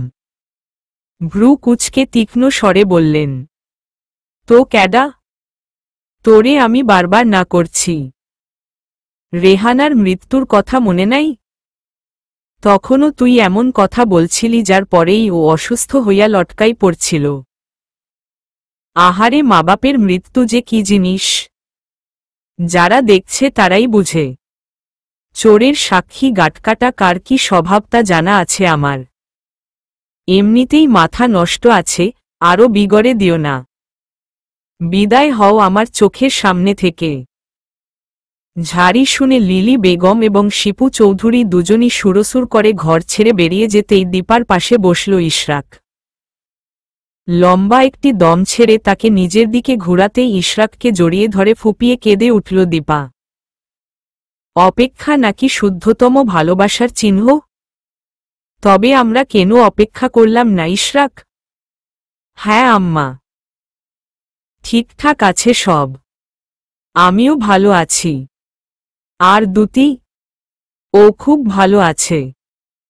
জানো মা, কাল ও আমার জন্য খিচুড়ি রেঁধেছিল। হলুদ একটু বেশি হওয়ায় আমি বলেছিলাম জন্য রেগেমেগে কি একাকার অবস্থা। হেসে উঠল শারজিম। ওপাশ থেকে দীর্ঘশ্বাস ছেড়ে মহিমা বেগম বললেন, বাবা এসব তোর কল্পনা, তুই এসব নিজের মতো করে ভাবছিস। কিন্তু আসলে তো এসব তোর সাথে ঘটছে না। শারজিমের মুখের হাসি নিমেষেই মিলিয়ে গিয়ে সেখানে প্রবেশ করল একরাশ বিরক্তি। কে বলছে এসব তোমায়? না বুঝে এমনি একটা কথা বলো না। আমি রাখছি। না না, রাখিস না, আরেকটু কথা বল। তবে তুমি আবোলতাবোল কিছু বলবে না। আর এই ফোনটা লুকিয়ে রাখো তো। হ্যাঁ রাখি। তুই কি সামিহাকে নিয়ে আরেকটিবার ভাববি না? ওর পেট অনেকটা ফুলেছে জানিস। বাচ্চাটা বোধহয় সেই পাকনা হবে, এখনই পা দিয়ে লাথালাথি করে। ওর কথা আমার কাছে বলবে না। আমি রাখছি। ঠিক আছে, তুই সাবধানে থাকিস। সকালে যে মেয়েটি এসেছিল ওকে কিন্তু বেশ শক্ত মনে হয়েছে। সাবধানে থাকিস বাবা। কথা না বাড়িয়ে ফোনের লাইন কেটে আলু, পেঁয়াজ, মরিচসহ নিত্য প্রয়োজনীয় কিছু জিনিস কিনল শারজিম। তারপর একটি ভ্যান ঢেকে তাতে উঠে বসল। দুতি লাউ একদমই খেতে চায় না। তার হাতে লাউ দেখে কি গাল ফুলিয়ে ফেলবে দুতি? মুখে হাসি নিয়ে ভাড়া মিটিয়ে ভ্যান থেকে নেমে গেইটের তালা খুলে বাড়িতে ঢুকল শারজিম। বড় বড় পা ফেলে কেচি গেটের দিকে এগুতেই কপাল কুঁচকে গেল তার। গেইটটি কি খোলা রেখে গিয়েছিল সে? মাথার উপর ফুল স্পিডে ভনভনিয়ে ফ্যান ঘুরছে। তবুও পুরো শরীর ঘেমে একাকার হয়ে যাচ্ছে। পিপাসায় গলা শুকিয়ে আসছে। গলা দিয়ে একটি শব্দও বেরুচ্ছে না। যেন অদৃশ্য কেউ তার দুহাত দিয়ে চেপে ধরে রেখেছে তার গলা। ঢোক গিলে গলাটা ভিজিয়ে নিল দীপা। পাশে বসা ইশরাকের দিকে তাকিয়ে ক্ষীণ স্বরে বলল, আমার কেমন যেন লাগছে ইশরাক। দীপার হাত সজোরে চেপে ধরল ইশরাক। তাদের সামনেই বসে রয়েছেন কাজী সাহেব। কোনো রকম বাধা বিপত্তি ছাড়াই সুমধুর কণ্ঠে সে বলে যাচ্ছে বিয়ে পোড়ানোর দোয়া।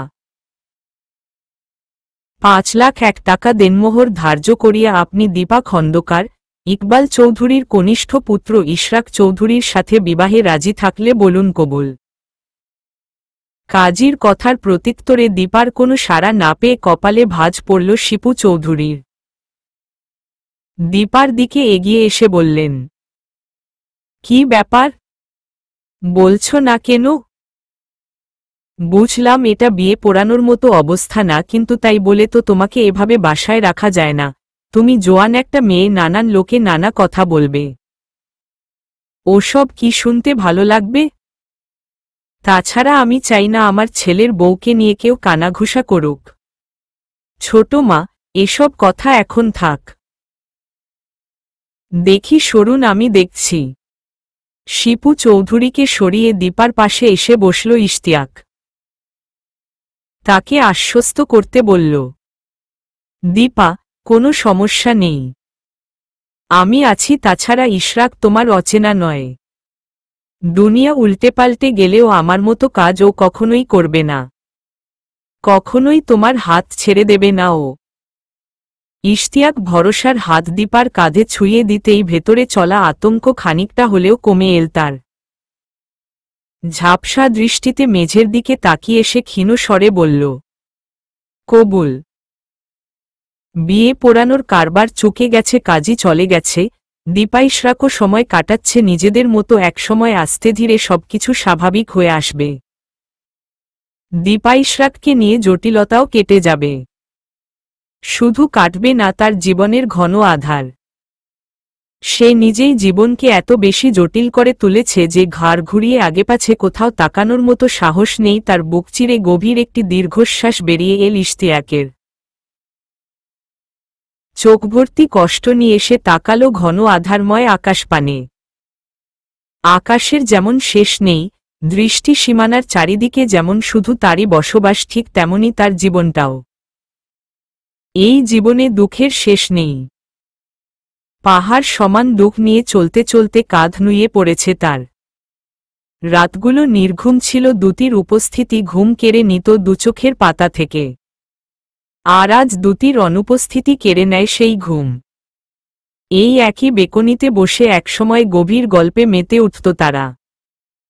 দুটি চেয়ারের দূরত্ব সেই দিনগুলোতে সামান্য হলেও আজ যেন তা আকাশ সমান।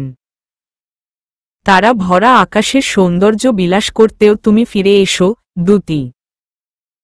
আমার গানকে পৃথিবীর সকল জঘন্য বাজে জিনিসের সাথে তুলনা করার জন্য হলেও তুমি ফিরে এসো। অতীতের স্মৃতি চোখের পাতায় ভেসে উঠতেই ভেতরটা হু হু করে উঠল ইশতিয়াকের। বুকের ভেতরটা অদ্ভুত এক কষ্ট এসে খামচে ধরল উগ্ররূপে। আপনার চা। কষ্টে কুচকানো মুখ নিয়ে ঘাড় ঘুরিয়ে মৌমিকে দেখেই চোখ সরিয়ে নিল ইশতিয়াক। চোখজোড়া বুজে গভীর এক নিঃশ্বাস ফেলে জপতে লাগল দুতির নাম। বসতে পারি? হুম। ইশতিয়াকের অনুমতি পেয়েই তার পাশে বসল মৌমি। পরনের ওড়নার কোনা আঙ্গুলের সাথে প্যাঁচাতে প্যাঁচাতো বলল, কাল আমাদের বাস। চোখ মেলে চায়ের কাপ হাতে নিল ইশতিয়াক। মৌমি বলল, আর কখনোই হয়তো এখানে আসা হবে না। আমার নিজের অজান্তে যদি আপনাকে কষ্ট দিয়ে থাকি ক্ষমা করে দেবেন। আমাকেও করবে। আপনাকে কেন? তুমি না হয় নিজের অজান্তে কষ্ট দিয়ে ফেলেছ, তবে আমি তো নিজের অজ্ঞতার্থেই দিয়েছি। গলা খানিকটা ধরে এল মৌমির। ঢোক চেপে সে বলল, এভাবে বলবেন না। আপনি ভাবিকে ভালোবেসেছেন। মাঝ থেকে আমি কোথা থেকে আপনাদের মাঝে এসে পড়লাম। আর দেখুন সবটা কেমন এলোমেলো হয়ে গেল। ভালোবাসাতেও তো ভেজাল ছিল, নয়তো আজ এই দিনের মুখোমুখি হতে হতো না। তবে তুমি কোনো টেনশন করো না। আমি তোমার ব্যবস্থা করব। তুমি আমার মতো কাউকে ডিজার্ভ করো না যার মনে অন্য কারো বাস। থামল ইশতিয়াক। পাশ ফিরে মৌমির মুখের দিকে তাকিয়ে বলল, আমরা সুখী হতে পারতাম না এভাবে কম্প্রোমাইজ করে কয়দিন চলা যায় বলো? কম্প্রোমাইজ করতে করতে অনেকেরই তো ভালোবাসা হয়ে যায়। যায় না? ওটাকে ভালোবাসা বলে না, প্রয়োজনের স্বার্থে মানিয়ে নেয়া বলে। তাছাড়া তুমি কেন আমার জন্য শুধু শুধু কম্প্রোমাইজ করবে বলো? কারণ আমি আপনাকে ভালোবাসি, প্রচুর ভালোবাসি। আমার জানাতে বোঝাতে প্রচুর ভুল ছিল। মাথায় বারবার কাজ করত আপনি দুতির মতো বাজে কোনো মেয়ের সাথে কেন পুরো জীবন কষ্ট করে কাটিয়ে দেবেন। আপনি প্রচুর ভালো মনের একজন মানুষ। আপনি যে কষ্টে আচ্ছন্ন জীবন নয় বরং ভালোবাসাময় একটি জীবনের দাবিদার। মনেমনে কথাটি বললেও কথার মোড় ঘোরাতে মুখে অন্য কথা বলল মৌমি। মৃদু হেসে একটি বিস্কুট মুখে পড়তে পড়তে বলল, জানেন দীপা এখনো কাঁদছে। আর ইশরাক ভাই ওর কান্না থামানোর জন্য কি কি না করছে। ইস, এত মিষ্টি ভালোবাসাও হয়। হয়। হাসল ইশতিয়াক। চায়ের কাপে একবার চুমুক দিতেই ফোন বেজে উঠল তার। চায়ের কাপ নামিয়ে রেখে পাঞ্জাবির পকেট থেকে ফোন বের করে স্ক্রিনে রোদমিলার নাম ভেসে উঠতে দেখেই দ্রুত কল রিসিভ করল ইশতিয়াক। ওপাশ থেকে রোদমিলা উচ্ছ্বসিত গলায় বলল, গুড নিউজ চৌধুরী সাহেব, দ্রুত ঢাকা মেডিকেলে চলে আসুন। দুতি এখন আমাদের কাছে। কানে যেন অস্পষ্ট শুনতে পেল ইশতিয়াক। ভ্রু কুঁচকে অবিশ্বাস্য গলায় বলল, মানে কি? হ্যাঁ, চলে আসুন ঢাকায়। দ্যুতি, শারজিম দুজনেই এখন আমাদের হাতে। কল কেটে রোদমিলা দ্যুতির কেবিনে ঢুকতেই নাহিদা এল তার পিছু পিছু। হালকা কেশে ধীর গলায় গুনগুনাতেই ইশারায় তাকে বাইরে যাবার আদেশ দিয়ে দ্যুতির পাশে এসে বসল সে। গভীর ঘুমে তলিয়ে আছে দ্যুতি। পুরো শরীর ব্যান্ডেজে মোড়ানো। মেয়েটির শরীরের এমন কোনো স্থান নেই যেখানে ব্লেডের আশ্রয় নিয়ে কেটে কুচি কুচি করেনি শারজিম। আজ সকালে সামিহার কাছ থেকে নাম্বার পাবার পর আর দুদণ্ড দেরি করেনি সে। নাম্বার ট্র্যাক করে টিম নিয়ে দ্রুত বেরিয়ে পড়েছিল বরিশালের উদ্দেশ্যে। পুরো বাড়ি পয়েন্ট করে বাড়িতে ঢুকে কোথাও কোনো প্রাণের সঞ্চার পেয়ে যখন হতাশ হয়ে পড়েছিল, তখনই গোঙানির আওয়াজ কানে এসেছিল তাদের। পুরো বাড়ি তন্নতন্ন করার পর সেই আওয়াজের সূত্রপাত খুঁজে পেয়েছিল তারা। রান্নাঘরের উপরে 4x10 ফিটের মতো লম্বা একটি জায়গা, যা স্টোর করা জিনিসপত্রাদি রাখার কাজে সচরাচর ব্যবহার করা হয়। সেখানেই কুঁচকে মুচকে পড়ে রয়েছিল দ্যুতির দেহ। শরীরের কোথাও ক্ষতবিক্ষত হয়ে শুকনো রক্ত লেগেছিল, কোথাও বা টলমলে আকারে ঝরে পড়ছিল লাল রক্তের ঢেউ। বিকেলের কথা স্মরণ হতেই পুরো শরীর ঝিনঝিন করে উঠল রোদমিলার। এত অত্যাচার! এত অত্যাচারের পরেও কি করে বেঁচে আছে মেয়েটি? লম্বা একটি দম ছেড়ে দ্যুতির মাথায় হাত রাখল সে। ইশতিয়াক সাহেব দ্যুতির যে ছবি তাকে দিয়েছিল, তার সাথে আজকের এই দ্যুতির কোথাও মিল নেই। এই দ্যুতিকে কঙ্কাল ভেবে গুলিয়ে ফেলতেও মানুষ একদণ্ড নেবে না। আসব? পুরুষালী গলার স্বর শুনে পিছন ফিরে তাকালো রোদমিলা। ঘাড় নেড়ে সম্মতি দিতেই বড় বড় পা ফেলে এগিয়ে এলেন অফিসার ইনচার্জ রেজাউল করিম। গম্ভীর মুখে বললেন, কেসটা আমার আন্ডারে ছিল, তো উপর মহল থেকে অর্ডার এসেছে শারজিমকে নিয়ে যাবার। গলার স্বর শক্ত হয়ে এল রোদমিলার। I don't care.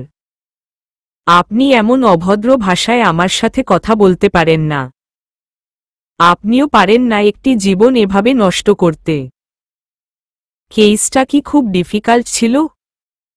না, একদম না, বরং খুবই ইজি ছিল। তারপরও আপনি কেন 3 মাস ধরে কেসটি ঝুলিয়ে রেখেছিলেন? আপনার কাছে সেসব কৈফিয়ত দিতে আমি বাধ্য নই। আপনি বাধ্য। একজন আইনের পেশায় কর্মরত হয়ে আপনি বাধ্য। 3টা মাস, এই 3টা মাস আগে যদি আপনি কেসটি সলভ করতেন তাহলে আজ মেয়েটির এই অবস্থা হতো না। একবার তাকিয়ে দেখুন মেয়েটার দিকে।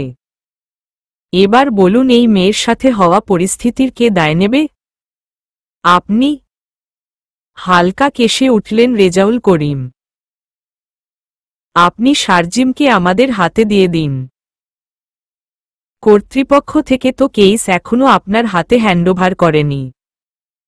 উনার হাজবেন্ড আমাদের কাছে এসেছিল, কমপ্লেইন করেছিল।